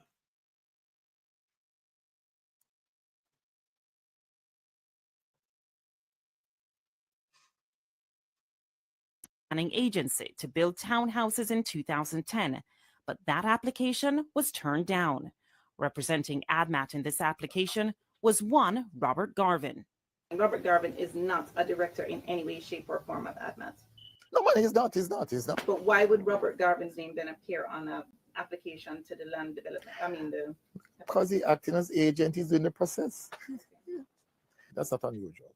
According to Companies Office records, Robert Garvin is or was the director of other entities affiliated with Andrew or Juliet Honus: Positive Jamaica Foundation Limited, Sunshine Mobile, West Central St. Andrew Trust Limited, Omega Bridge Finance, and the now removed Toledo Taxi Service. Who is Robert Garvin? Garvin? Robert Garvin. Never met the name, never heard the name. But I do remember Positive. But I did set up Positive Jamaica, I remember that. Right, but he's one. Yeah. Positive Jamaica is in part a director by Garvin. I know he was a director of And by the way, one more thing. What about the fact that Garvin used this address, 28 Herb McKinley? Because this is my address. It's precisely what I'm saying. You're at 28 Herb McKinley. I know. So why Robert Garvin used it? And because we set up the company here. Garvin, I'm not saying that. I don't remember the name. Separately, Robert Garvin is also listed as the director of Westcon Construction, along with one Donovan Simpson. Garvin used the address 25 Dominica Drive while setting up Westcon, the same address he and Honus used when registering West Central St. Andrew Trust Limited. Government records show Westcon Construction as receiving 14 government contracts, totaling 28.5 million Jamaican dollars, or around $386,000 US. This was between 2006 and 2009, even as Honus or his wife shared directorships with Garvin on 4 entities. 12 of the 14 contracts were under the JLP government, with which Honus has a career-long affiliation. 9 of the 14 list 0 or only 1 tender. 10 of the 14 were granted by the Minister of Education when Andrew Honus was minister, and by the National Works Agency and Social Development Commission for work in Honus's constituency. Honus even instructed the Social Development Commission to pay Westcon Construction just under 1.5 million Jamaican dollars, or around US $21,000 back then. He signed the document himself. There was only one bidder for cleaning, bushing, and trimming of the roadways in Honus's constituency of West Central St. Andrew, and no procurement committee approval.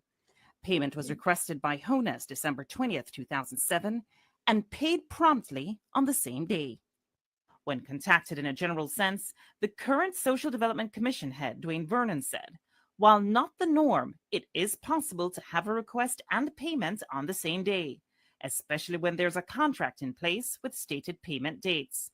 Vernon, who didn't address this contract specifically, also said, the SDC does not procure for constituencies.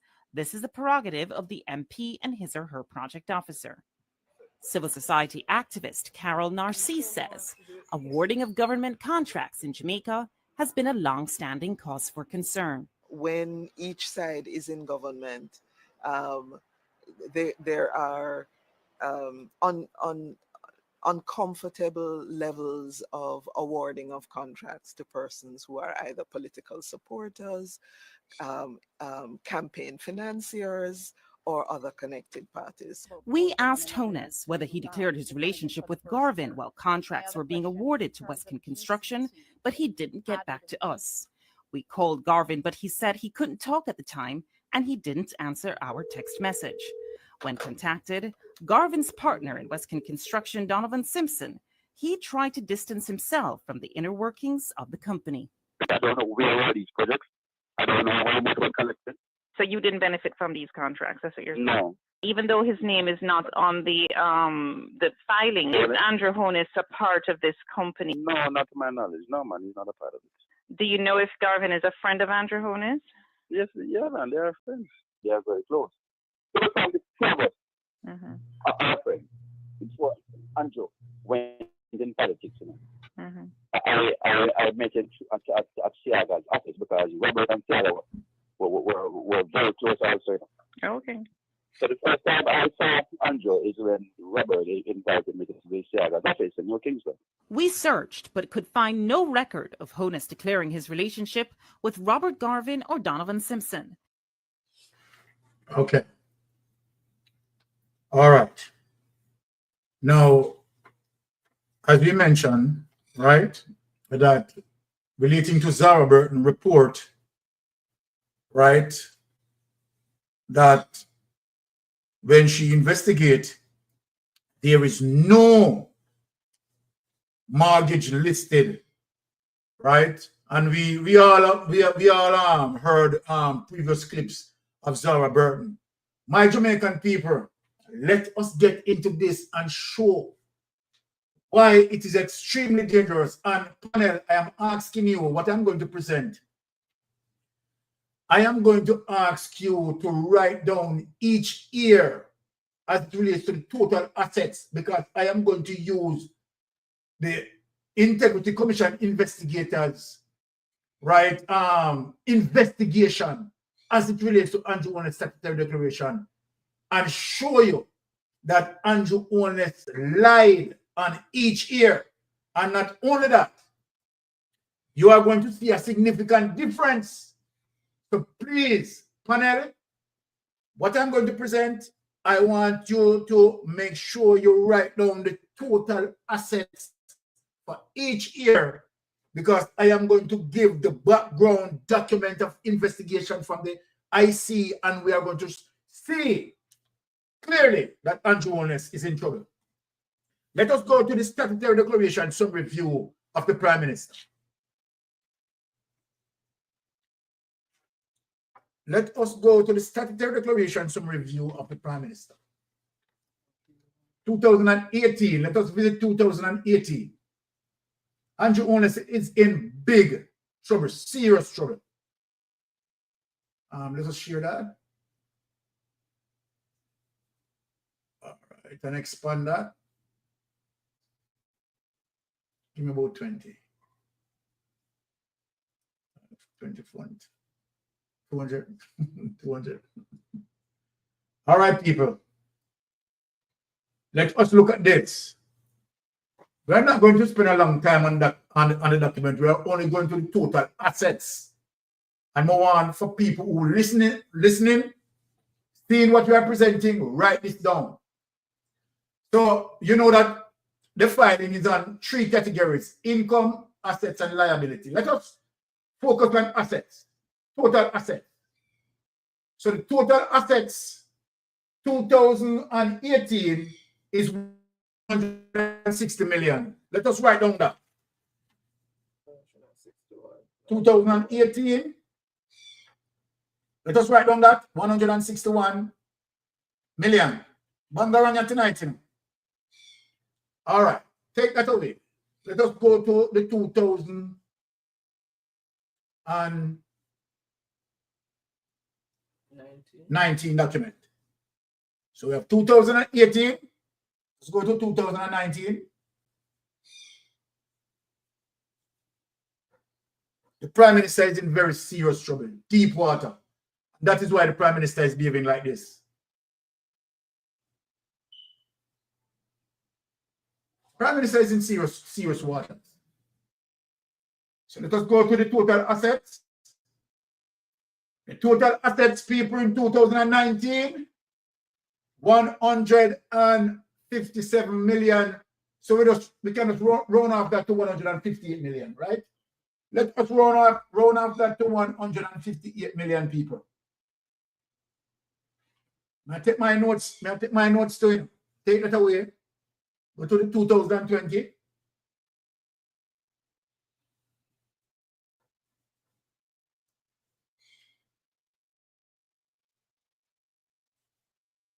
Wonderful work on it. Let's go to the 2020. Prime Minister is in trouble. Me and Ratigan now ask him that. We are telling him that. 2020, total assets, $172 million. Jamaica people? This is not funny. All right, go to the Integrity Commission investigation. And people, we are going to match up the two. And you are going to see clearly that Andrew Holness is in the pangs of hell. Let us pick up that and show the people. No, this is the banking. Okay. Go to the banking. Yeah, just go to the other one. People, Bangaranga tonight. Now let us go into the integrity. Yes, that's the one. People, wanna watch this?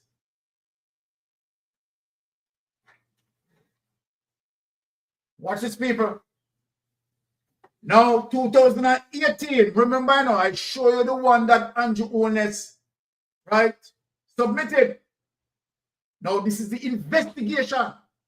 Now, 2018, people, total assets of the Prime Minister, $112 million. Inconsistency that you have seen as it relates to the Prime Minister's statutory declaration here. Now, 2019, the Prime Minister, total assets, $111 million. Another inconsistency as it relates to the document that we just reflected. 2020, $131 million. Right, we can run off that 232 million 2020, right? Totally inconsistent with what the Prime Minister submitted. 2021, Andrew Holness assets reach up to 197 million. Now, people, this is very serious for Andrew Holness. This is the COVID period. 2021 is the COVID period. So the question, what sort of investment that Andrew Holness would have done, right, where everyone is losing profit, and Andrew Holness, right? Now, people, do you remember that in 2021, Andrew Holness closed his account in SSL? Something I'm showing you. If you notice, 2021, right, that Andrew Holness closed his account in SSL. 2021, we see a $197 million. Now, watch this now, people. Remember now, these are shell companies. Shell companies here. In 2022, Andrew Holness activated the investigation, right? Increased to 200 million. 367,322. Let me go to the panel. Take this down and remember, people, between 2020 to 2023, the Prime Minister, they run $470 million. So even this information was not true. Now, pay attention. 2020, 131 million to 2022, 200 million. Bring up the next document with the NCB money and show the same period what is going on here. Andrew Holness is in a pit of hell.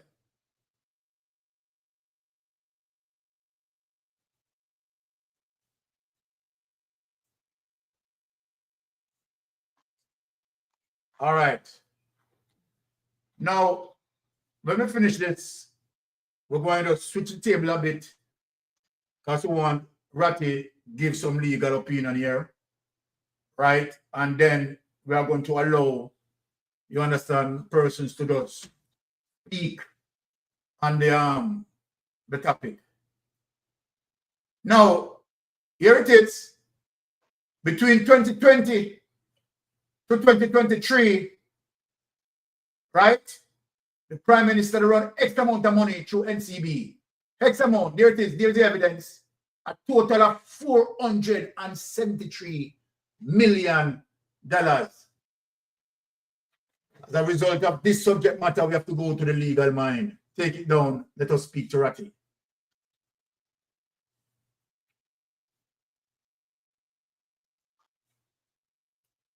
Ratty.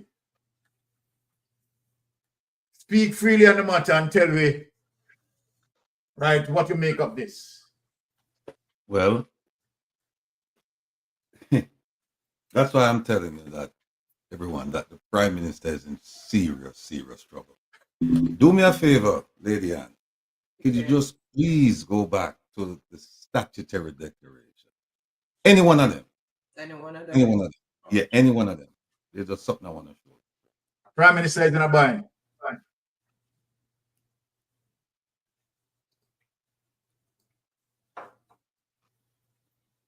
All right. Big it up for me, please. Go down. Go down. All right, thanks. Go down. Go down, go down, go down, go down. Keep going, keep going, keep going, keep going. Stop right there. The last paragraph. All right. Big that up so everybody can see that.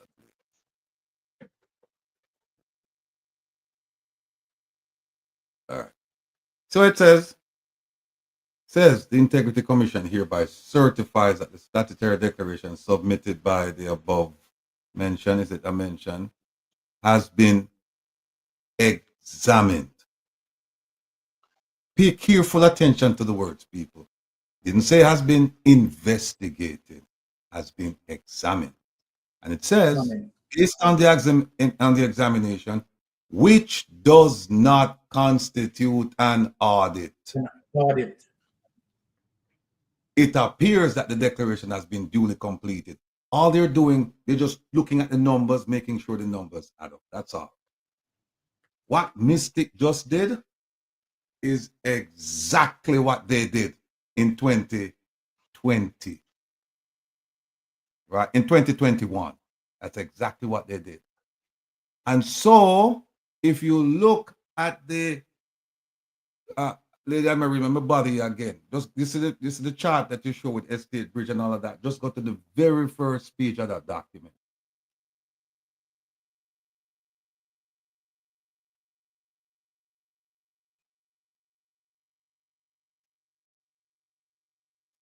Yeah, very. Oh no, you don't have the. No, it's just the chart you have, not the full document. Just the chart, yeah. Okay, all right. All right, thank you. You can remove it. Okay. People, if you go back to the chart and look, you know what you're going to see? The chart that came out last, the investigation that was completed last in 2024. It is going to say, or it says, that this is an investigation of the Prime Minister's 2019, 2020, 2021, and 2022 statutory declarations. Now, if you read Craig Beresford's affidavit, he will tell you that the 2019 statutory declaration was certified. The 2020 was certified. So you ask yourself the very simple question, if they were certified, why were they looking at them in 2024? Because of exactly what Mystic just did. They went back and they looked, because remember, all they did was just check to make sure the number's fine, and they just say, okay, fine, it's examined, and so we certify. What Mystic just did, they went back and they looked and they said, wait a minute, hold on 1 second. These numbers don't make any sense. And that's when they went back. So people, you know why the Prime Minister worried? People are thinking more about the 2021, 2022. Yes, he's worried. He's worried about the 2019 and the 2020 because paragraph 6 of Craig Beresford's document says we need information that we can verify as being correct, and whatever information you give us can impact your past declarations, all right, as well as your future declarations. To me, that is the most critical paragraph of that 108-page document. He's telling the Prime Minister, we're looking at your 2019, because if you look at the questions that they asked the Prime Minister, you'll realize very, very quickly that they don't believe the information that he gave them in 2019, 2020, and what they should have done, they should not have verified it. But them couldn't know until them do a comparison. And they did exactly what Mystic just did, and them said, there's a problem here. So then they started asking him questions. And what did he do? He refused to comply. He flat out refused to comply because he knows if he answers those questions, there's only one way they're going to look at it. If he answers those questions, they're going to say, no, we should not have certified 2019. We should not have certified 2020. And in the future, you should have certified 2021. And we're not going to certify 2020, 2021, 2022, 2023, 2024. So we're here talking about the Prime Minister's 4 declarations, 2021, 2022, 2023, 2024. We should also include 2019 and 2020. That's what he's afraid of. That you're going to have a Prime Minister, we have all I'm statutory declarations them uncertified or decertified. Well, uncertified for the ones in the future and decertified for the ones in the past. And he's deathly afraid of that. Deathly afraid of that. And what he did was he got really bad advice, or he got good advice and he was arrogant enough to say, let's proceed with a case against the IC. Because we did not know until we saw Craig Beresford's affidavit. We did not know that the Prime Minister was involved in Olin. We did not know that the Prime Minister was involved in Cash Plus, in First Global. We did not know that the Prime Minister was loaning his wife money. We didn't know this because the report that they gave to Parliament, there is no mention of the 170-something page, whatever the number, no mention of Juliet Holness in there at all. None. None. But him go stir up ansness and go sue the people. And him sue the people and use a legal theory that he shouldn't have used. I've spoken to several lawyers in Jamaica and they're laughing. They said the lawyers who represented him is either they don't know what they're doing or he insisted that they move forward. Because him go stir it up, because this document from Craig Beresford should not have seen the light of day. Because that document shows how many times how many organizations, how many institutions, how many businesses he's affiliated with, and how many times he did not tell them about this until later on, which, ladies and gentlemen, by the way, is a crime. It's a crime. Because you can't do all of these businesses and say, I didn't know that I was supposed to report these numbers or report my involvement in these things. Say he did not report to them that he was a director in Estate Bridge. I think it's Estate or Imperial, one of them. He didn't report that. He did not report that to them. A lot of the things where when you read Craig Beresford stuff, or when you read the report that went to Parliament, and that report is so tame, it's so dull. When you read that report, I encourage you, my people. If you have the time, take the report that was tabled in Parliament. Read that. Take your time and read it. And then read Craig Beresford's affidavit. And you won't believe it's the same thing that Craig is talking about. Because there's so many, there's a lot more that didn't find its way into the report that was tabled. And so I'm happy that the Prime Minister stupidly went and said, well, I'm going to sue them. And we know it's not that this lawsuit is going nowhere fast. And the appeal court, I doubt very much they're going to, well, there's a legal principle. A court will not issue an order that it cannot police, that it cannot exert oversight over. What does that mean? When the Prime Minister is appealing, if he does, and say, well, I want the appeals court to instruct the lower court to strike the provisions I don't like from Craig Beresford's affidavit. What's the effect of that? The court can't police that. We have it. We have it. Everybody on the panel writers have it. All over the world. How is the judge going to tell everybody, bring it back, don't read it, delete. How? You cannot police that job. So therefore the judge are going to say, there's nothing I can do about it. The puss out of the bag already. I can't bring that back. It's gone. So when you come and tell me, say you want me now to strike Craig Beresford's affidavit, and you make the man, and you make it come out because no, you got sue and you know sue on your argument wasn't based on legal principle. The argument was primarily based on facts. You bring out the facts. You open the door. So when you open the door, you and everything will come through. You can't close it. You can't close it. It's just like the law of evidence. If there's certain things that you can't ask about, but if the other side go mention it, the door open. And you can't ask anything about that. Yeah. And that is exactly what this man did. And it's to me, it speaks of his arrogance. People say it speaks of his mental acuity or lack thereof. I don't know about that, but it definitely shows arrogance because you created this institution and you decided that I'm going to bring this institution down. And now, all of this Craig Beresford affidavit, I have sent it to people all across the world. I have sent it to people all across the world. Someone wants to say, a judge now come tell me now, say me must tell the people, I must send it. But foolishness, it not gonna work. So Mystic, I just want to thank you for bringing this out, the discrepancy with the numbers, because this is exactly what Craig Beresford was referring to. And so that's why we went back and we start asking questions, because we see some numbers, because before, like he said, we just examined, we didn't investigate.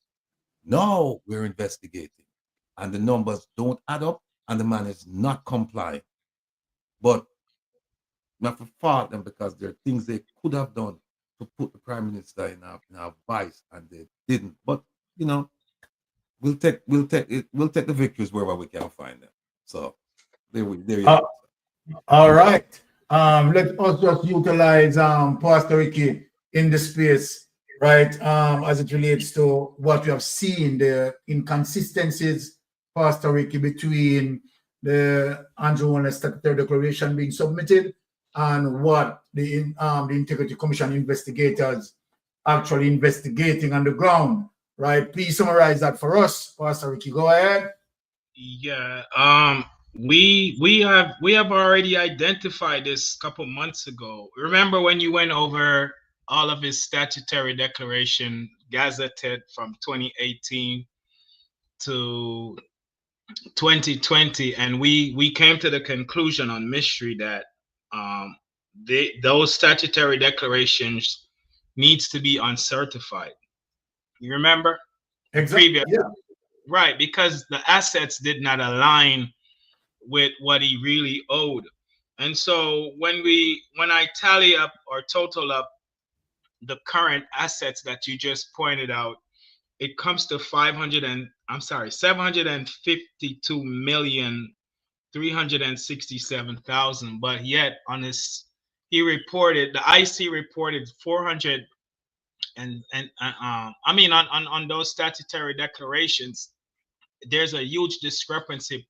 In 2018, it was 112 that, let me see, on the declarations, it was 161 million in 2018.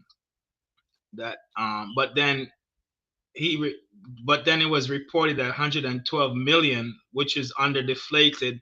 In 2019, it was 158 million that you showed, but then on the IC, according to the IC, he reported 111 million, which is another under deflated. And on the statutory declarations, 2020 was 172 million, but then on the IC report that you showed, it was 132 million.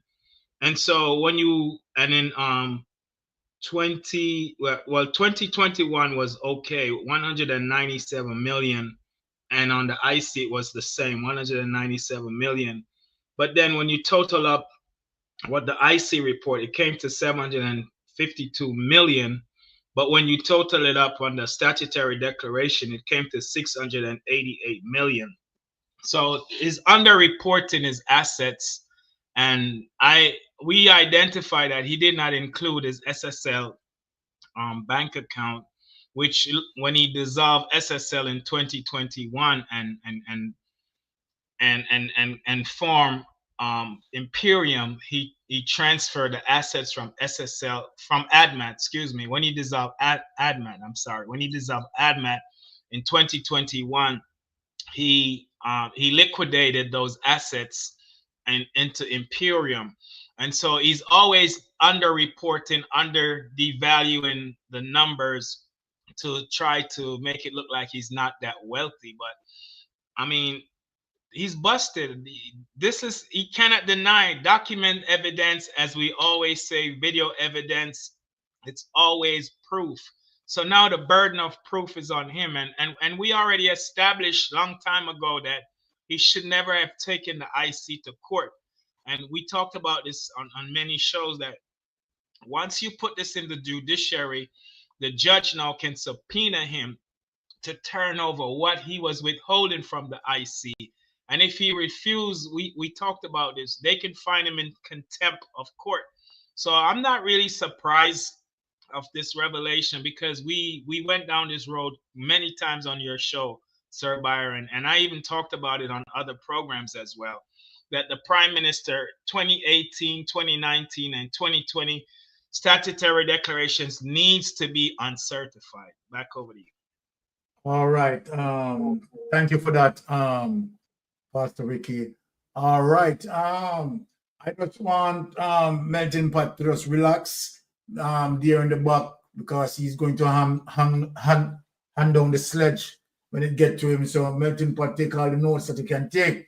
Now, Sister Pinks, squeeze in, my dear. Yes, Uncle Byron. Radigan mentioned, asked the question, is he going to appeal? He appealed. He appealed. He came out and said he's appealing the case. But we have the information already, so what is he appealing? That's the point. That's the point. He has the information, it cannot be redacted again, so what is he appealing? That is the point. That is to show his level of arrogance. And now we are wondering of his mental state. As Radigan said, he appealed. Remember, when he took, when he was opposition leader at the time, and he took Arthur Williams, and Christopher Tufton to court of those undated, unsigned resignation letters, right? He came out and said he was not, and when he lost the case, he said he was not going to appeal, and then 2 weeks after, he went and appealed the case, and he lost again. This man has never won a court case here in Jamaica. And listening to what is happening and seeing what is happening here, with his numbers not adding up, and the numbers being underreported by him, I wonder if the IC purposely gave him all this rope and this time to hang himself today. I think, yeah, that's. I think the IC was watching, because as Byron Radigan pointed out, they said these documents were examined. The word examine means they look at them and give him the impression that they were certified when they were not completely satisfied with what they saw on the paper, giving him all this rope to hang himself today, and him being so arrogant, not understanding that he played directly into the hands of the IC. Definitely. And to show that he lacks wisdom. As a leader, he lacks wisdom and common sense. Darrell Vaz could have loaned him some common sense, because Darrell Vaz claims he has a lot of common sense. So I would like to know where Darrell Vaz did not loan Andrew Oney some common sense. I mean, they are friends. And your friend does not have any common sense. Lend him some, because he could use some. I mean, common sense is being sold at Carnation Market and Jones, and you lead of this country and you're behaving like this. You walked right in the IC trap. And I guess that is why the IC has been so soft with him over the years. And watch what he was going to do next. They did not stranglehold him in 2018 or 2019 or 2020. They waited because they wanted to make a stronger case against him, and he walked right into it. Exactly. I agree with you, Spinks. I You definitely. understand me? Yeah. Only a fool could not see the obvious. How can you be underreporting your assets and don't expect that one day they would back check it and say, let me check again? You put the numbers on the paper and you created a record at only 1 year or 2 year or 3 year. It went on for several years. And the ICU was watching your actions and your Holness. And you walked right into it. Wide open with your eyes wide open. Andrew, Crazy. I It's crazy. hope you get federal time for this. And I hope Vatican can be behind this case. Because how can you appeal again? Andrew, you have not won any case. Any case. And we know you're afraid of Mark Golding to take you to court. That is why you're claiming that on Sunday you're going to announce the election. We know you have until 11th of this month. Legally and constitutionally, you have until August 11th to call the election because it is due by September the 3rd. So when Yes. you come out, when Orange Town come out and talk about, oh, Sunday coming, we're going to announce it. Hello, you can't surprise us with something that we expect or that is due, because if you do not, Mark is, as a lawyer, he will drag you and use the law against you. And Pastor Ricky mentioned something about laws being changed. Andrew Holness will go to the courts, but Mark Golding promised that he will be changing the laws so that Andrew and his cronies will be held accountable for everything that they have done to us. The laws are going to change, and that is why Jamaicans, I'm asking you again, remember we need 2/3 of the vote. And the poll on election day, the poll clerks, I want every one of you in the 14 parishes to be on your P's and Q's for the fake IDs. Mm-hmm. Yes, that is Because this election coming up, it is only the electoral IDs will be used as IDs for each voter along with the black book.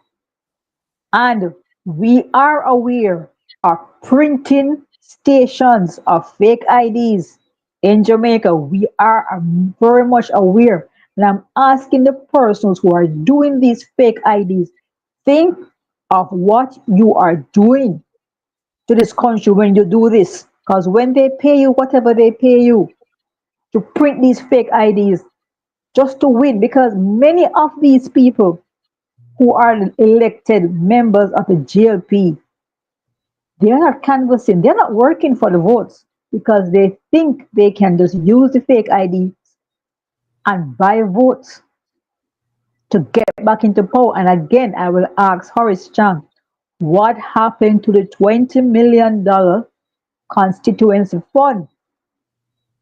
We're going 3 weeks, 3 weeks, the three constituencies, West Central, Central, and Northwest Central, without water. We who live on the hill do not have any water. 3 solid weeks. And you send a water truck one per week? It's crazy. What is that? We don't want the water because I've never taken water from the water truck. I have my other sources, and I will stick with my other sources of water. And thank you. No, thank you, Horace Chan. And I wish everybody would turn their backs on these water trucks. We want water in the pipe so we can take a proper shower. I mean, imagine people coming out to your meetings, your gatherings, and they are your supporters. and they can't even take a proper shower to attend your event. Does that make any sense? Water is life.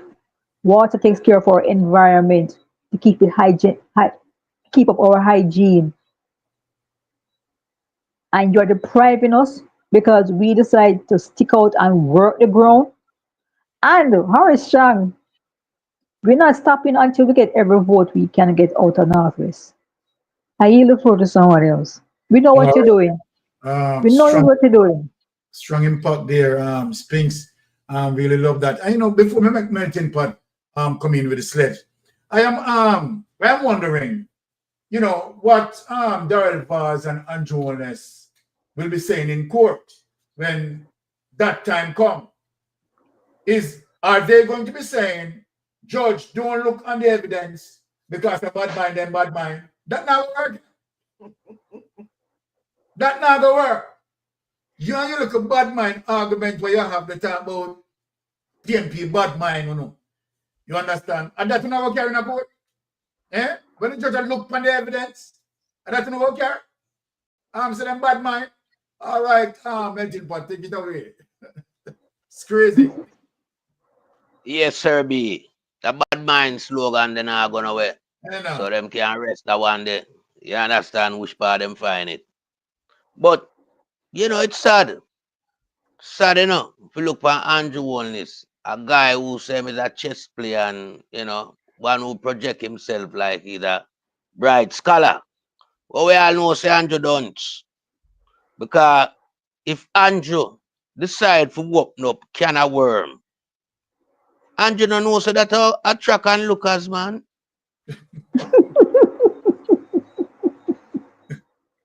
Must attract and lookers,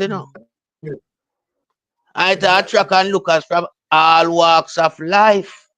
Exactly. From the lowest to the highest. You understand? From the underprivileged to the privileged.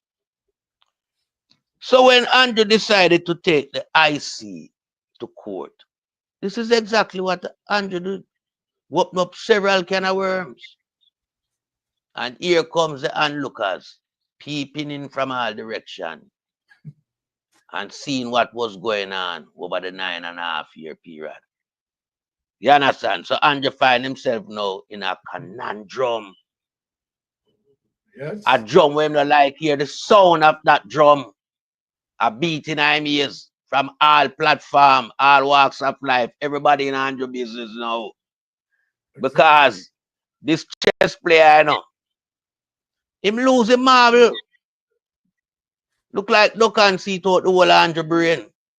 So you find say Andrew now entangle himself with the Integrity Commission. Yeah. And as a result of that, here comes the affidavit. Because the ICF come back, with some form of line of attack, not defense.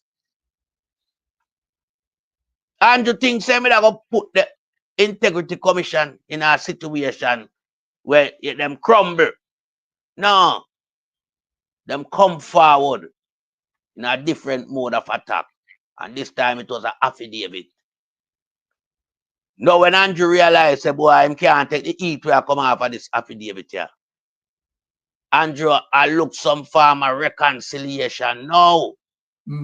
That there's certain part within this affidavit that him no like. Because this part you know, I show the scandalous side of him business. The Andrew never know say enough to work the can of worm them. You don't know say if you live in a glass house, you know to throw no stone.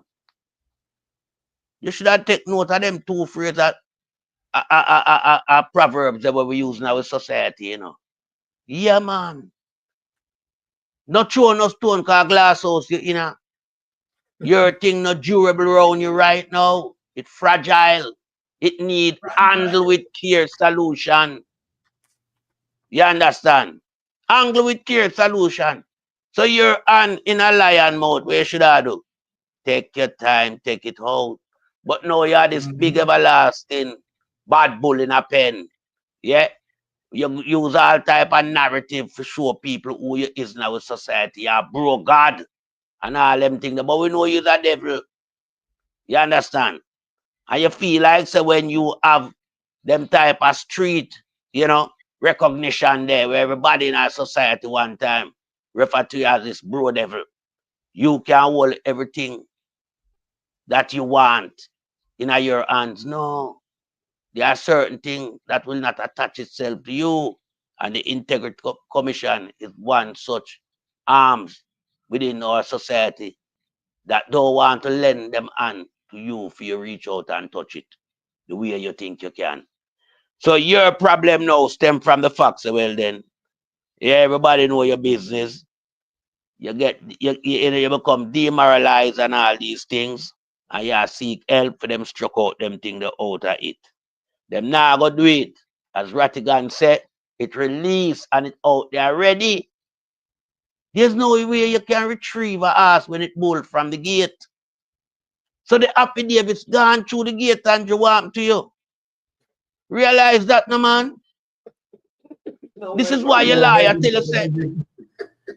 This is why your liar tell you say, no, you have to drop the case. All right, now your liar realize say him can't bother with them foolishness with you, you know. And him no really want to sell for him reputation at your expense of wanting him to protect you or defend you or represent you. This man is reclusing himself from being your representative in this situation.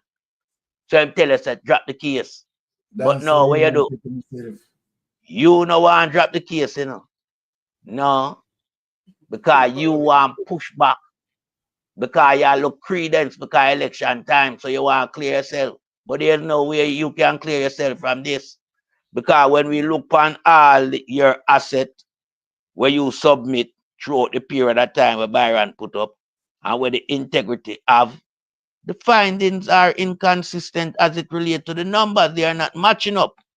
You understand? They're not matching up. No way, shape, or form. One side up and upside it down, the other side turn over. Now, in a level, not upon a level play field. So I don't know where you go with them monkey panky number here, you know. Yeah, because you find yourself around too much business alongside being a prime minister. This is why I tell the people them say you know work one day in an office. This is why all of your manifestation where you put out in your first 100 days, none of them can come true because what you do? You abandon that plan. And your immediate plan was a course of action of corruption. And you plan that? And you formulate that plan to an extent where you find out, so well then now, it's like honey a flow from the mountain and come down in your fountain and you just collect all the sweetness and enrich yourself. Yeah, you mash up a whole heap of, you know, so-called scheme on the setup where we know, say a Ponzi scheme. Yeah, cash plus all in. Yeah, SSL. Your name attached to them, all of them crash. You're a wrecking ball. You understand?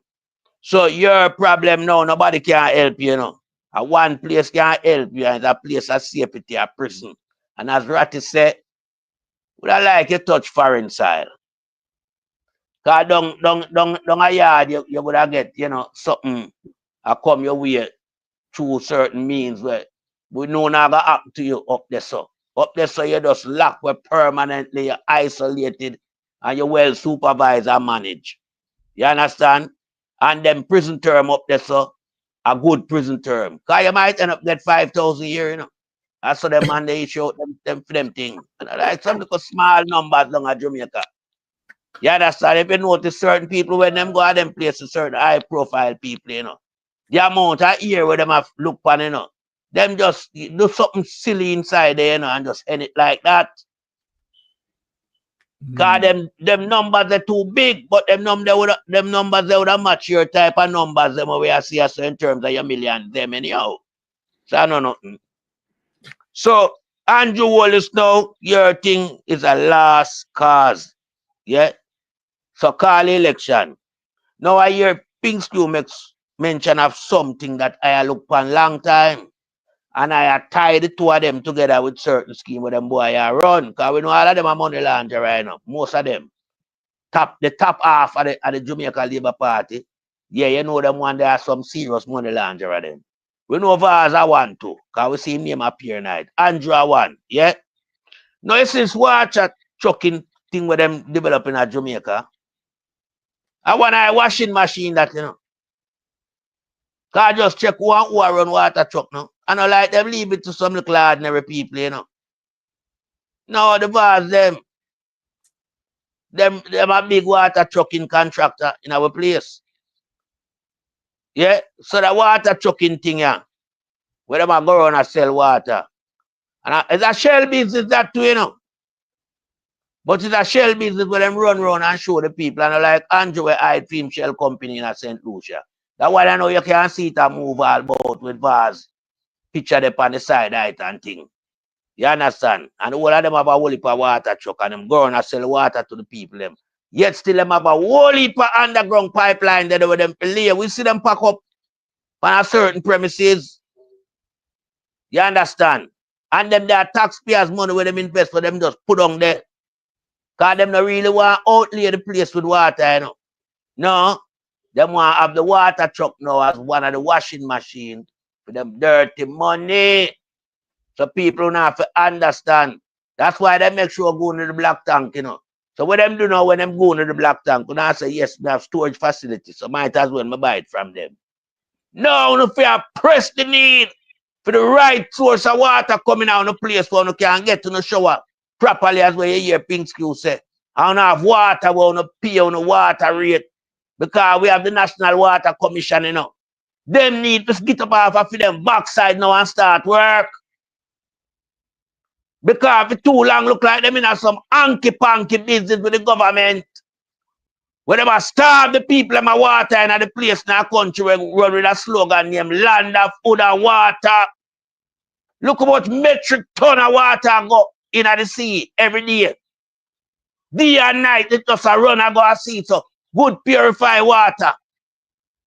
But yet still we have water truck a canvas the place with black tank. No, man, we don't have to understand at time now. Water Commission. We don't have to do better, you know.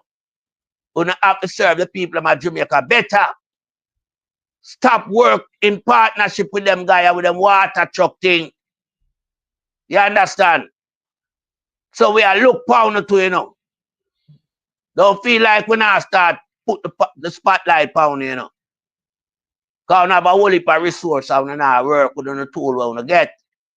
We have the equipment them to dig the surface and put the pipe them because we see the pipe them.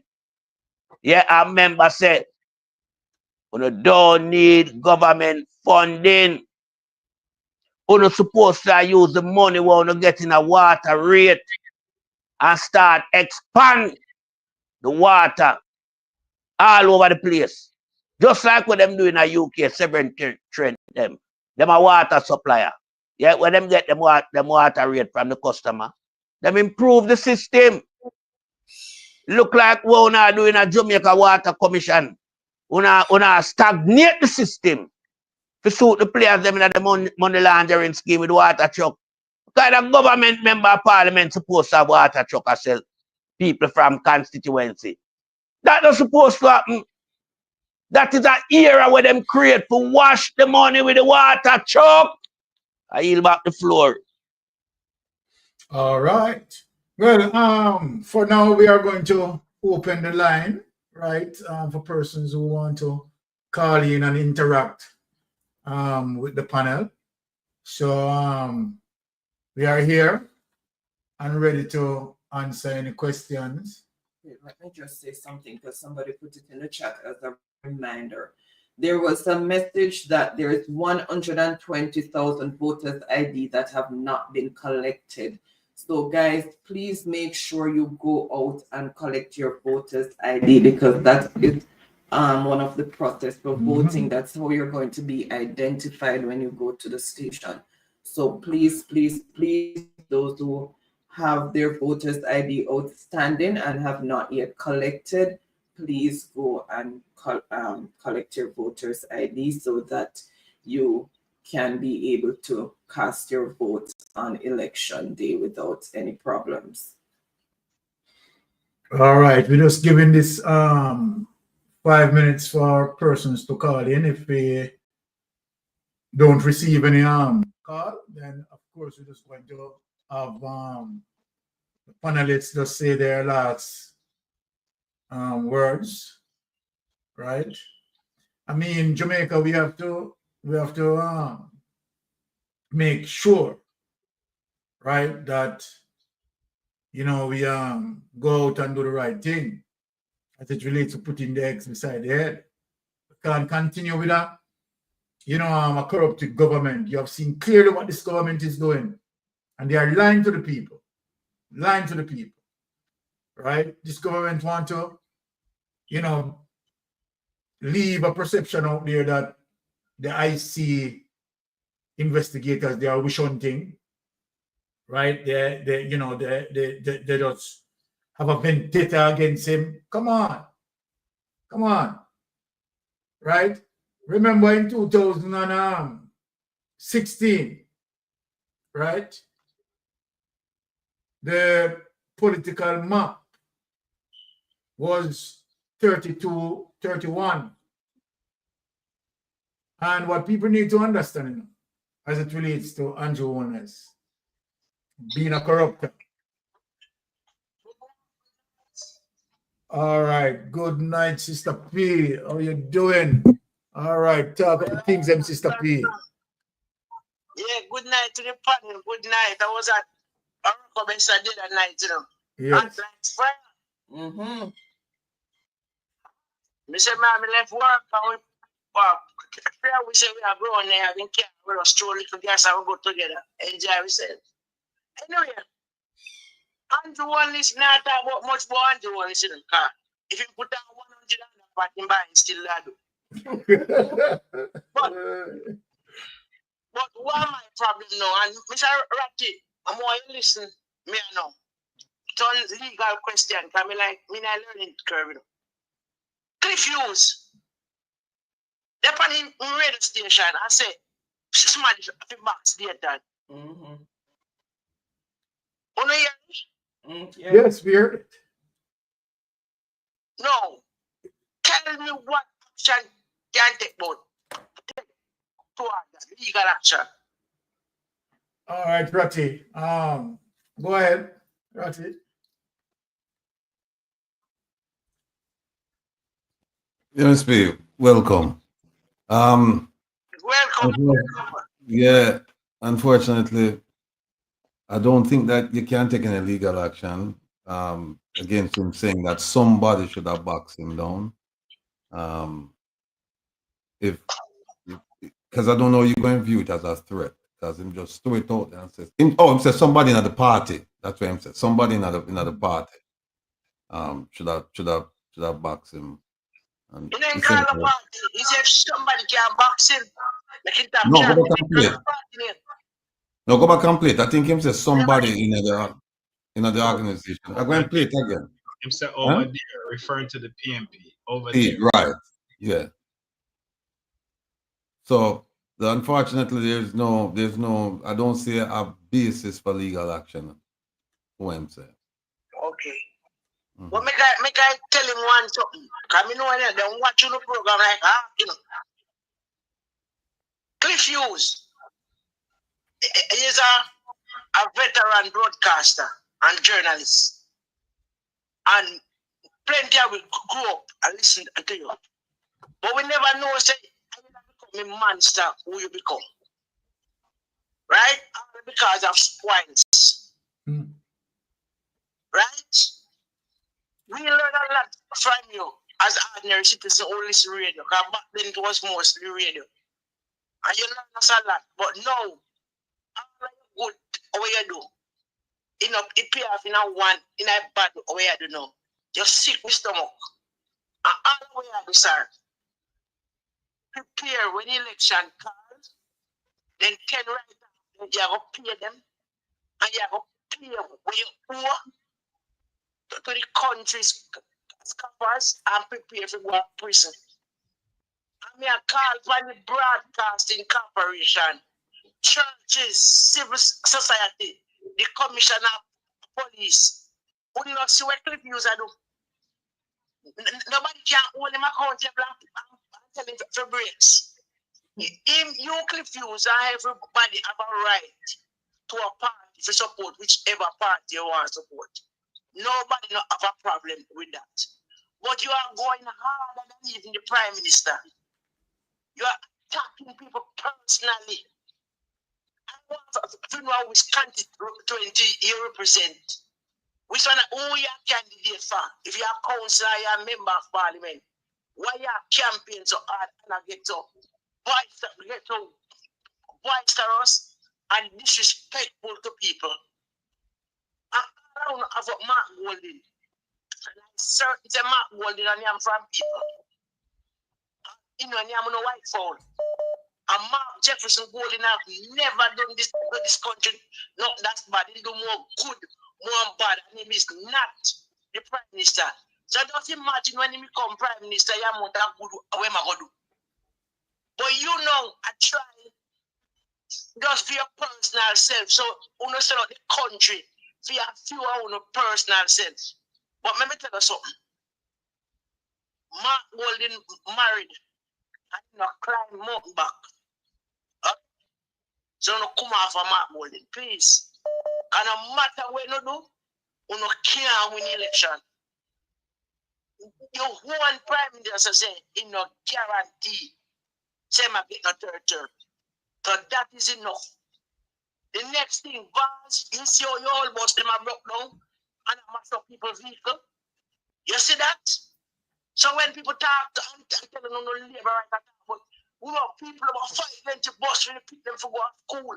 Bad man. You see that? And the next thing, taxi man. If voting for Andrew Wallace is voting on yourself out of a job, and Andrew Wallace win back this election, that yam he will always suffer. Right? And probably it about that man that's not even wanted. You understand that? So, and look here, mistake. I was a suggestion, I don't know, that's my suggestion. Me say, in a crossroad. Me just hear it. And Andrew only start to fly gate up halfway through Sunday. My advice to the PMP hierarchy, if you could either put the PMP meeting or can go somewhere. That's my advice, my personal feeling and believing. Because these labor rights will do anything to make problem. And I yield back. All right. Thank you, Sister Pat, for that wonderful impact. Right. And you know, I mean, of course, they are searching for, you know, anything that can cause any sort of disturbance, right, going into the general election. So we have to be you know, particularly careful with that. Maintain the peace, right? And remember, people, right, just go out and vote, right? Because that is so important, right? And for the people in St. James constituency, right, remember to put the X beside the head. Sorry, right? you could turn on the device in the background, please. Okay. Okay. Okay, hold on. Involved in the situation that's going on in Jamaica, and you know, what would cause them to want to file charges to put him in prison? That's my question. Hold on 1 second. I got a question. Yes. My question. I understand why. Sorry, you're muffled. You're muffled. And I didn't hear the first question. Sorry, you're muffled. I think your hand or something is covering the mic. Oh, sorry. Yeah. Okay, sorry about it. Thank you. Can you hear me now? Yes, clear. No, my question here is I understand why the media in Jamaica, like CVM and the next station down there, or PBJ, why they don't question him about what's going on? I understand only you guys have to do all the heavy work. What I understand, nobody asked no question, nothing. I mean, to be honest, it's just crazy. If it was here in the United States, there's a lot of questions we asked him. Every time he came out, there's questions that they be bombarded with questions. Nobody say anything. I just don't understand it, and that's my question. Okay, well, let me just quickly answer you in terms of that regards. Right, it is obvious that the government, right, is operating the country as a banana republic, right? And so you see, right, even the media being censored and so forth. And so then if persons speak out freely, right, as I said, that as it relates to the banana republic that obviously in operation, they will get shafted. Sure. Right? And the people are mindful of that. And let me give you one perfect example. Okay. Right? Look, when we have a situation as it relates to Pat Bailey out there and a murder committed in his house, right? His knife, right, found on the crime scene. No one enters therein. Only 2 persons were there, right? Remember, you don't have no form of entry. But yet, 2 persons there.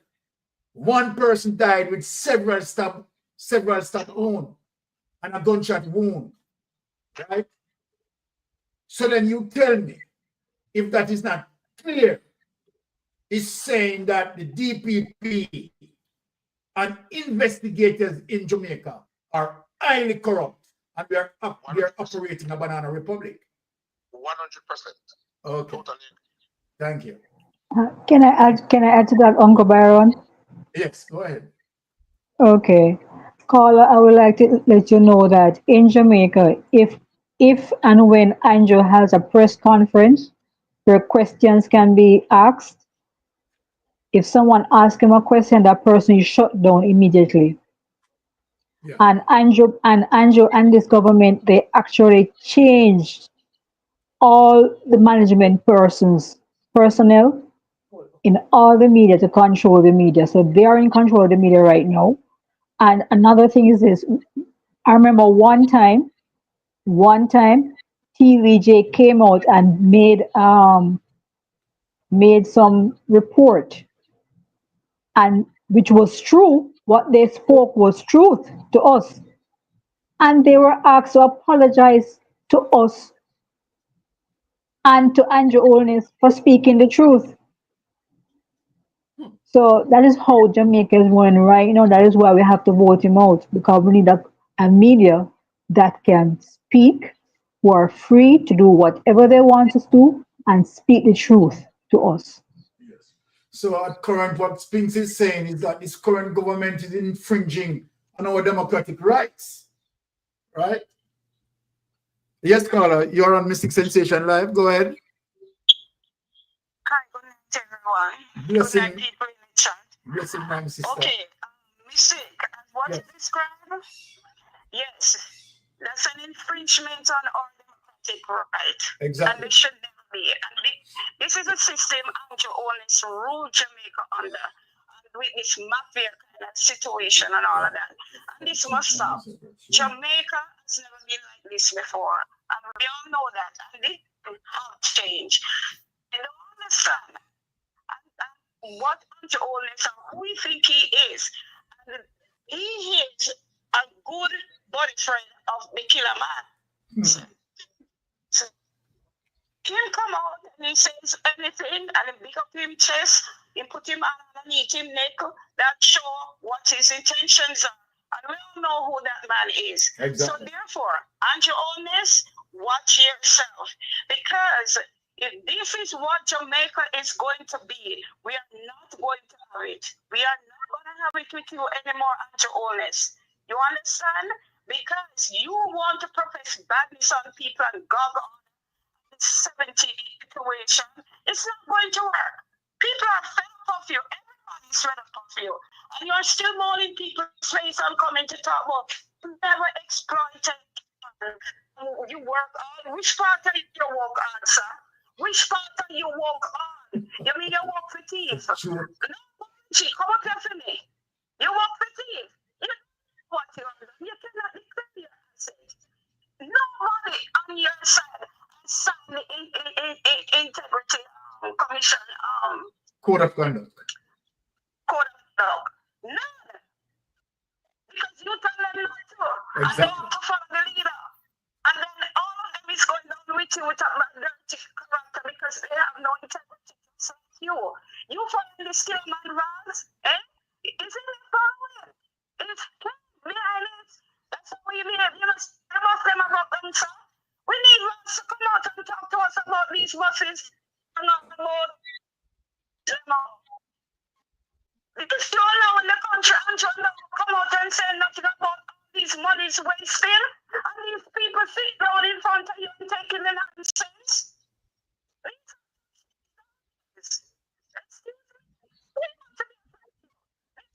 Above you, sir. That's why you're number one. You can't push anybody in front. And you go and skip a line. So remember that. You understand? Too much you know. Too much. You want people to. Look here. Anybody? So what about the hospital situation, sir? No, sir. In Jamaica from you and your leadership.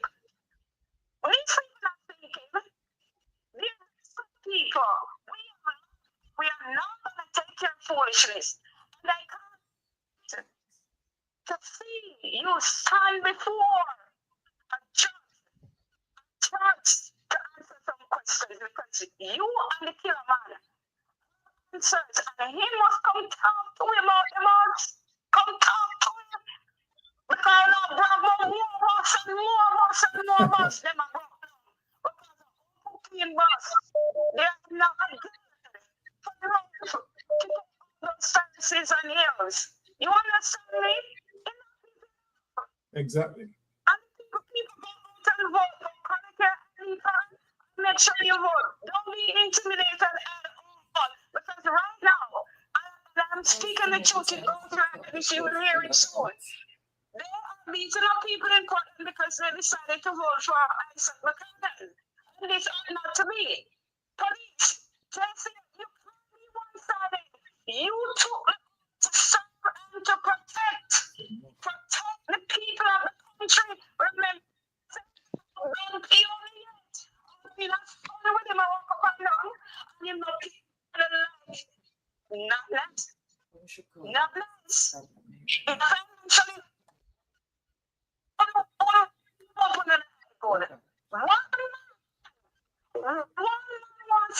so many people.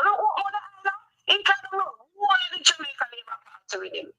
None of them are not because none can stand up to him and say this is not right, it's not going right. They have to be mumbling under their breath because they're afraid of one man. So and to all this. Okay, they're not hearing you. Are you using a earpiece or something? It keeps anytime you call, it keeps going in and out. I don't know why. Only when you call it, they're not hearing it. I'm standing one place. You hear me now? Yeah, we are hearing you clear. You are coming in clear to us, but persons in the line, in the chat saying that they are not hearing. Yes, they said that. Your call, yeah. Because the last time it happened too, and everybody else there were hearing. All right. Yeah, we are hearing you clear. It's too much. I'm standing here now. I don't know what's happening. Are they hearing? Are you guys hearing her clearer now? Not clear. No, they're not. In and out. Five. In and out. Yeah. Let me take another caller in the meantime. You are getting your Wi-Fi. You hear me much better? No, they're still having problems. Thanks. All right. what's happening with her connection. Richard said he's calling and no answer. Who? He's in the chat. Okay, so call him up. Yeah. All right. Some of the callers who tried to reach out to us and didn't get through. When she was short, we're going to take the time to just call you back. Hello, good night. Mystic Sensation Live. I was calling about 3 times and then we say, wait, seems like you cannot get in the call. Yeah, because other persons were on the line talking while you were calling, so that's why I'm calling you back now. All right. Okay. Yes. Okay, I'm not gonna be long whenever time she finish. It's not gonna be maybe I just 2 or. Oh, it's your turn. No, it's your turn. It's your turn. Go ahead. Speak. Are you guys hearing it?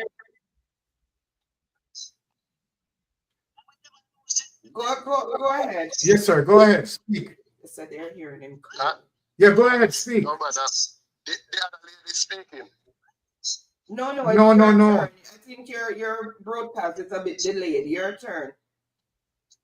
Okay. So what I'm saying, I was just saying, all time people would say, every day you carry bucket to the well, one day the baton gonna drop out. Exactly. So Andrew Owen is baton drop out because of from Seaga days when Seaga days come on up in the 90s, 1998 going on with all these things, and he think he could get away with him. Well, fire there must steal anything a cool breeze. So I think I can't wait for the day when we understand saying gone behind bars.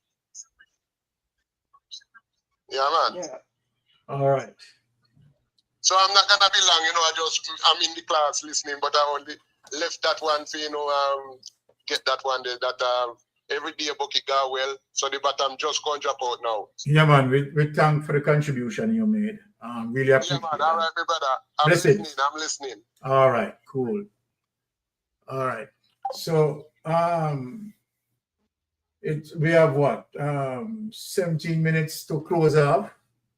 Right, and we're just going to use the opportunity in terms of going around the panel one more time for persons to make their closing argument.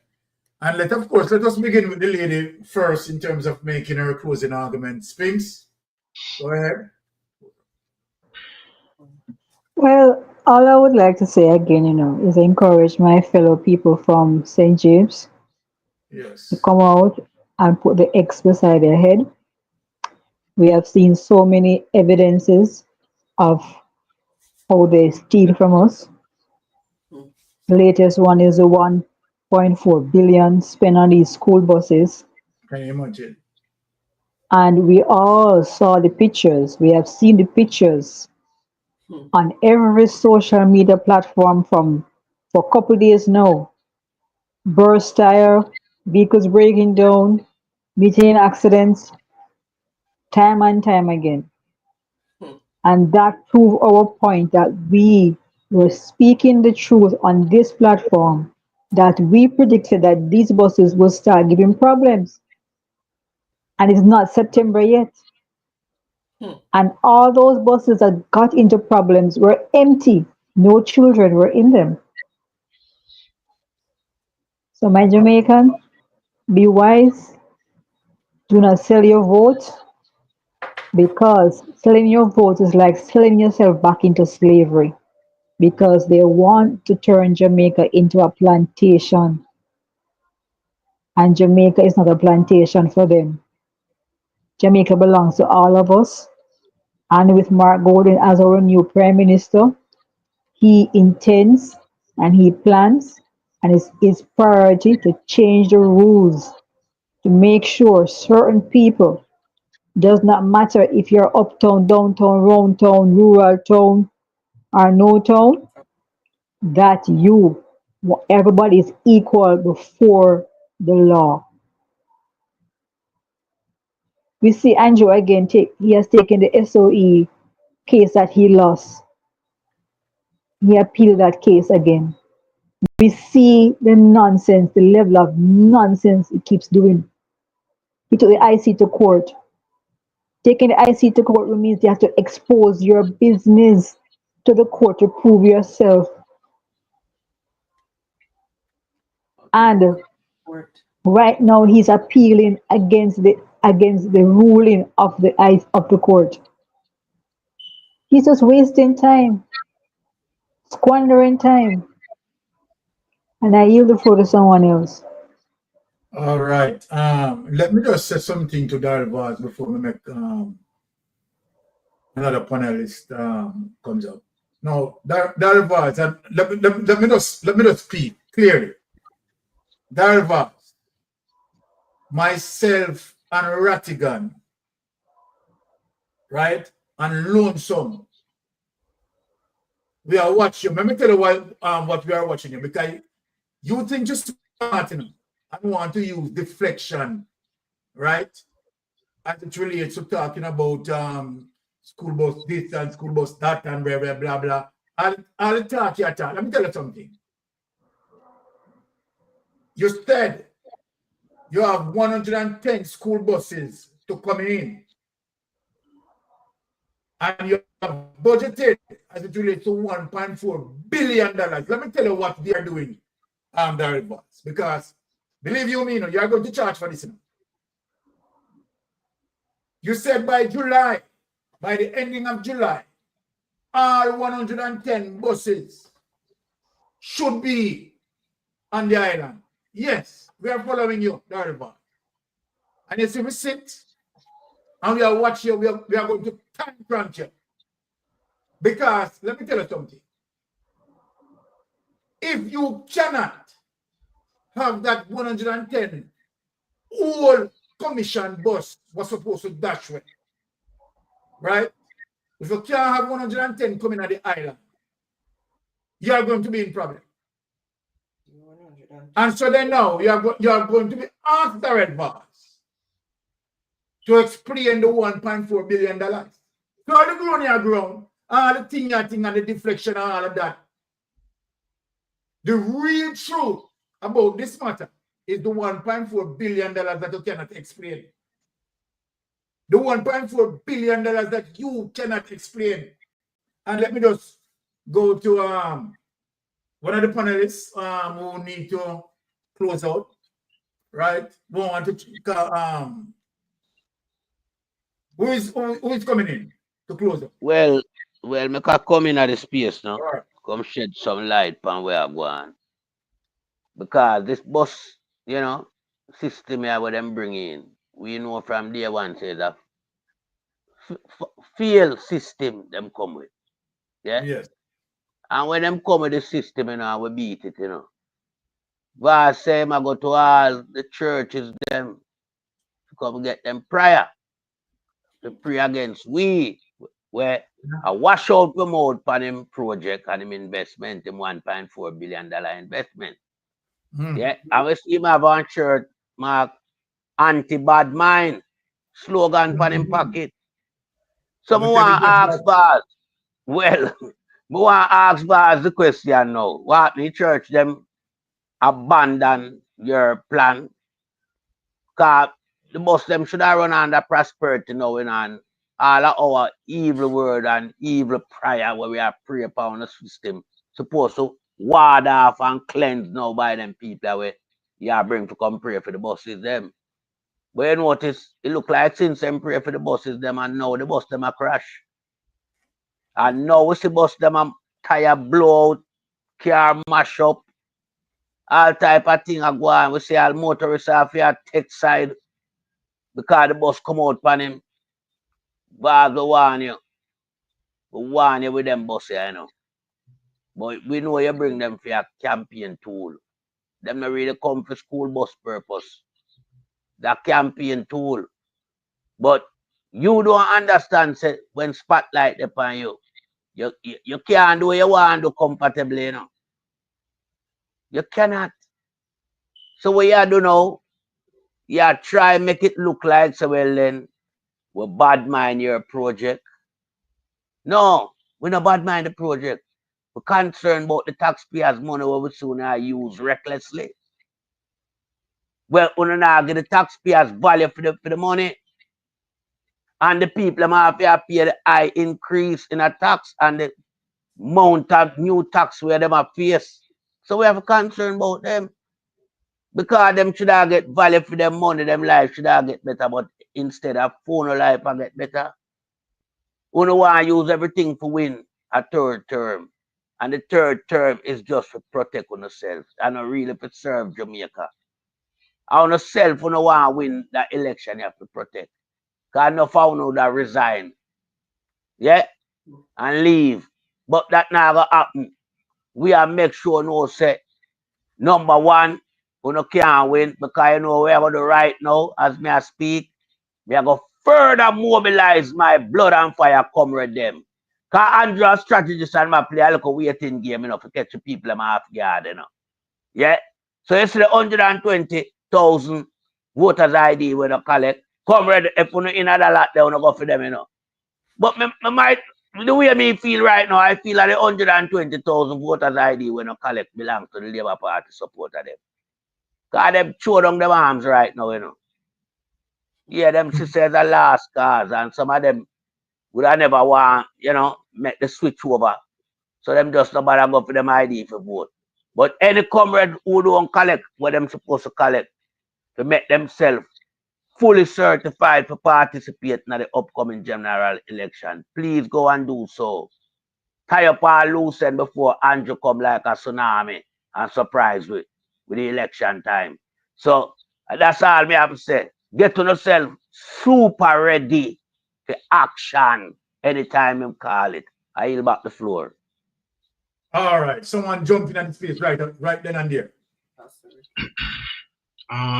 Yeah, you know, I don't know if the outgoing Prime Minister Barabbas is listening to his attorneys or he feel like he's in control of his destiny.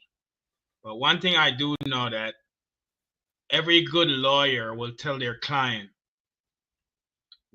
which are before the courts, to keep silent, don't speak, let us do the speaking for you. And so when he came out, Barabbas, Sunday night past on the platform and declared that he wasn't born with a gold spoon in his mouth, he's not privileged, him not have nothing that him inherit, him not have nothing down to him, passed down to him. He's not from the upper class, Tapanars.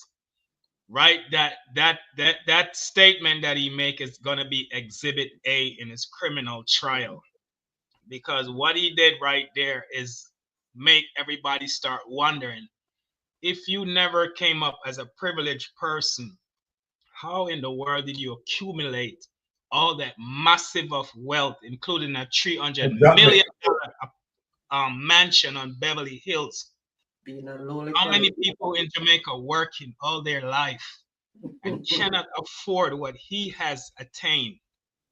And so he's making some grave, stupid, incompetent decisions. And one last point. I'm an analyst. I work, the federal government here trained me for 15 years working with them to analyze and crunch information and to identify fraud, waste, and abuse. That's what I did for the government in America. And so my brain thinks differently. I'm not an attorney, but I can tell you this.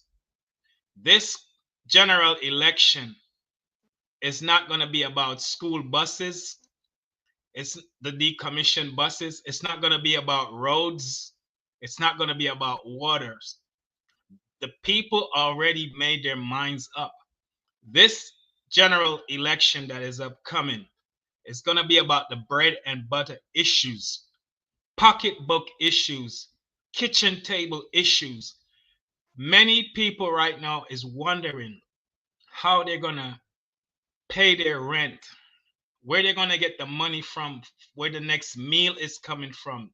The United Nations already showed in their report that 55% of Jamaicans, including children, go to bed without a balanced nutritional need.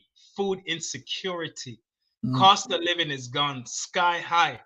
When we look at the purchasing power, from 2015 to today, people are struggling, people are hurting, and you have a government that is enriching themselves, embezzlement of taxpayers' funds, that does not care about the feelings or the infirmities, the suffering, the afflictions, or the suffering of the people of Jamaica. So this coming election, 30% of the people are stealing light from JPS. 30%. Think about that. Grocery prices are way higher. Big up VP Comrade Ian Hales that did the basket scenario a couple of times and show the cost of what an item is today in Jamaica. It's people are suffering. And for 9.5 years, August the 3rd makes 9.5 years since this government has been in office. And they have failed the people. And the people know it, and they are just waiting for him to call the date. And so when he calls the date, you're going to see a tsunami of Jamaicans that have never voted before. And don't make nobody deceive when I'm telling about vote for Jamaica or vote for country. Jamaica is not on the ballot. Country is not on the ballot. That's a deception from our labor rights. Anybody that say that they're a labor right, what's on the ballot is the name of your MP candidate.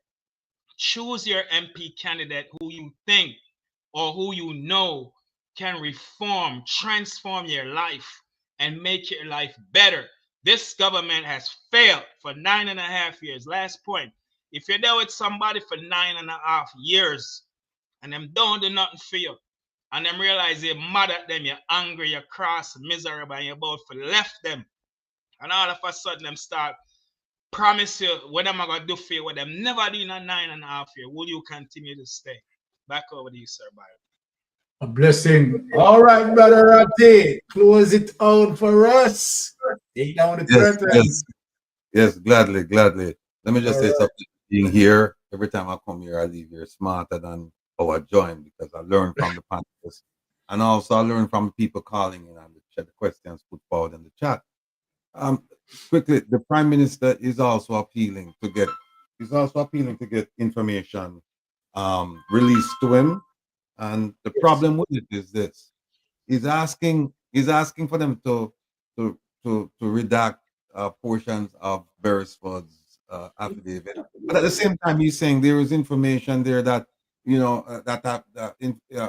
documents that have been redacted. We need you to unredact them and give them to me, and it doesn't realize that it is going to come out in the public domain. But you know what? I guess the court has said send the fool a little further, so let him go feel it and things. So fine. Sir, go ahead, by all means. Go ahead and do what you have to do. The bus thing now, there are a few questions I just want to raise. I just want the consciousness of people. I want you just think about the bus thing like this, right? In principle, I haven't heard a single person said, we don't support the rural school bus program. In principle, I haven't heard that at all. What I've heard is we don't support the way it's implemented. We don't support the process, and it's true.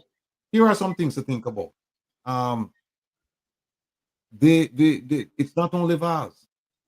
This purchase, this money that was allocated to purchase these buses was approved by cabinet. So the whole of them is not just him one. Him and the man who spearheaded it, but the whole of them involved. Every single one of them vote for it. Second thing is what we need to look at. We need to look at procurement, because under the Procurement Act, Darrell Vaz is not responsible for buying any buses. A minister is responsible for one thing only, and that is policy. He's not responsible to go out and get involved in procurement. Under the Procurement Act, the permanent secretary is responsible for procurement. And under Darrell Vaz's ministry, the chief technical director for corporate services, who just left the job, curiously, mysteriously, that person is responsible for procurement, and that person reports to the permanent secretary. Now we have Mr. Vaz on tape saying that I am responsible for the whole thing. That's a violation right here, and we'll take him to task on that. We don't hear them talking about value for money. We don't hear them talk about Them all pick up children. And we said, no, was that the best way to spend the money? Did we get value for money? Because guess what? I'm in touch with a whole bunch of car dealers, vehicle dealers in Jamaica, and they said, no, we could have gotten buses, right-hand drive buses. Where you go get left-hand drive buses for? And we're going to show this Saturday. There's Mr. Abrams put out a piece last week. We show a study in Kyrgyzstan, Sweden, and the UK. We showed that there is an appreciable increase in the amount of accidents with left-hand vehicles being driven in a country where them drive on the left-hand side. And we already start see it with these buses because the dead spot is huge. The roads them narrow. Big problem. Safety. That's another thing where we're not talking about. Reliability. These vehicles have been decommissioned. They've reached the end of their useful life. I have a chart that one of my that somebody helped me out with. And what happened, it shows every state in America, almost every state, it shows by law, it shows when the vehicle is going to be decommissioned based on year and mileage. So for example, like Florida, I think it's 10 years and like 170 or 80,000 miles. Don't quote me on that. But when you go get a vehicle that's 15 years old, the useful life, it's finished. So the money was not well spent. Then we have the idea of it being free. The Prime Minister came out and said in St. Thomas that the rural school bus program is going to be free. And then we see Mr. Bobby Montague, and we see the minister come out and says $100 per day. What them country people are going to get with 3-4, what them all get them kind of money there to ride the bus. Then him say it is heavily subsidized. Well, when we did our assessment over here, there's going to be a surplus based on the number of children riding those buses. There's going to be a estimated surplus of about, I think it's 28 million US dollars. And we don't hear nothing about where that money is going. Exactly. About it, right? And this is after we already make allowances for pay the drivers, the insurance, the inflation, for maintenance. We pay all of that. After you finish pay all of that, you end up with 28 million US dollars. And we don't hear nothing about where this money going. Then they say they might bring out the buses them to test them. But what we see is campaign, we see we not see nothing. We see people, adults are riding at the buses at display them political affiliation. All who pay for that? Who pay for the gas? Who pay for the insurance? Who pay for the registration? Seeing people them take the 1.4 billion for, and somebody put in the chat, we don't see it in the budget. We don't know where this money come from. We don't know where this money come from. Let them realign it with something else. Where the money come from? Let me see what else. Oh yeah, the budget. And all I can tell you is this, people. Pick a ministry. Oh, by the way, tomorrow night, Come Reason with Ratigan will start at 7 instead of 8:30 because we're coming down to, we're in a critical stage right now. And we said, no, we have to get the message out to our people. And exactly. Don't in bed late. One go in bed early. So we are going to start 7 o'clock tomorrow. We'll start 7 o'clock. Don't forget, we have our segment called You Rate You, We Catch You. And we have some people, that segment, we have about 3 examples where we're going to show you how we catch the government to do certain things. Or them are lie to you. And and next week, Monday starting, we're going to start on I'm gonna have to talk to you about this to Mystic and the rest of the time. But next week, what we want to do is instead of looking at incidents, we're going to look at ministries. And we're going to do a complete assessment of each ministry and show from 2016 what has happened in that ministry till now. We're going to show all of the corruption, we're going to show the warts, we're going to show everything. And if there's good, we're going to report that as well. All I'm going to say to people is this, because people ask me, I said, boy, you know, I tell who for vote. I said, listen, me not have to tell people for vote. The people who come on the program are smart people. Them know for that.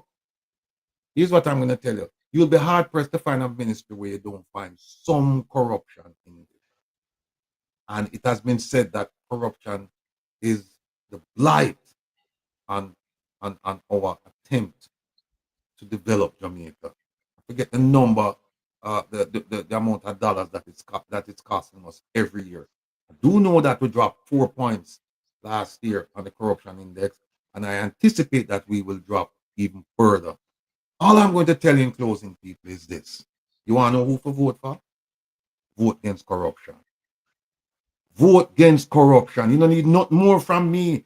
And how do I know? A friend of mine called me, a friend of mine who live up in the hills, who in the inner circle of the Prime Minister, and he said to me, listen, the people up where we live, them say, we now vote BNP, we now vote JLP, we have vote against corruption. We have vote against corruption.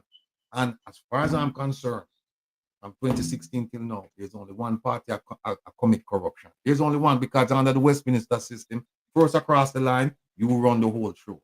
And we know who are on the show from 2016. And people, the corruption is there. You don't need to be reminded, but we are going to remind you, because some of you need reminding. We need to reinforce it, and reinforce it for this reason. We cannot allow this to continue. We simply cannot allow this to continue. And if you don't want it to continue, vote against it. It's that simple. Thank you very much. All right. And let me talk to the 943 devices that are here, right? Because, you know, the general election is near. So, of course, we try to increase our presence, right? So, Thursday, that is next week, Thursday, beginning a new vibration. You understand? The blazing fire with Mystic Sensation and Melting Pot. You understand? We'll be taking on a new wave, right? And we will be coming on a little bit after Lonesome, right? So, you know, it go for Thursday and Friday. Is it 1 p.m. or what time are you? Right. So Thursday, what? Roughly about 1 p.m.? Roughly about 1 p.m. Send out the notification. So we will send out the notification for Thursday. And Friday, what time?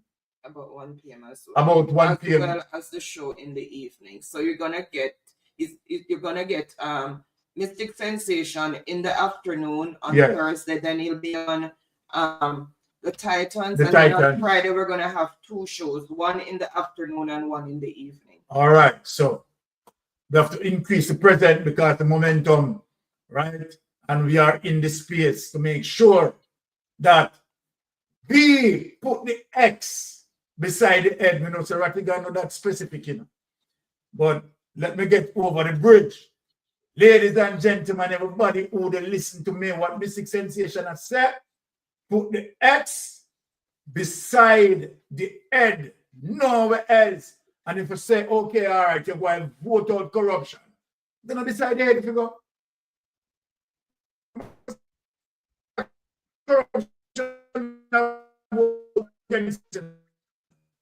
Upon once you vote against corruption, and it has to go where the integrity bars. We support the integrity bars, which is Mark Golden. You understand? Nobody, I mean, come on, right? I don't, honestly, I believe that the 49 members should have come out for the ballot, you know.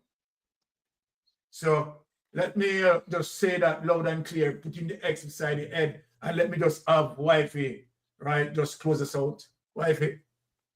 Okay, guys, as usual, thank you so much for tuning in. Thank you to our panelists for their participation. Thank you guys in the chat for making it an interactive discussion. And remember to tune into Reason with Ratigan tomorrow night. And also Pastor Ricky, the Politics Corner TV. I have pinned the link from the beginning of the show, and I said, first you can just click on the link, go over to the channel and show Pastor Ricky some support over there. So I'm gonna just end now and to say thank you guys, really appreciate each and every one. Thank you to all the new subscribers. Thank you to those who have been with us from beginning, join us along the way and are still with us. Really appreciate each and every one. Have a safe tomorrow is Independence Day. Happy Independence Day again, Jamaica. Make sure that you enjoy yourself and make sure you do so safely. And all right, big up yourself, maybe talk. See ya. Blessings. Blessings to pass through. And remember, guys, those who have not yet collected their voter IDs, please go and do so, because you want everything to go smoothly on election morning when you go to vote. So if you have not yet picked up your voter ID, please go and do so. So anywhere you are in the world, safe travel, and in Jamaica, safe travel on the ground. Right. Until next time, good night. Big up yourself. Good night. I know why you come to me with that foolishness, you know. You elect a prime minister, and is a prime minister run the country. It is time we learn to hold our leaders accountable for their actions and stop making excuses for them. Stop making excuses. Otherwise, go elect the people who really run in the country. And I don't want the right start that stupid argument. Hold the people you elect accountable and stop making excuses for them.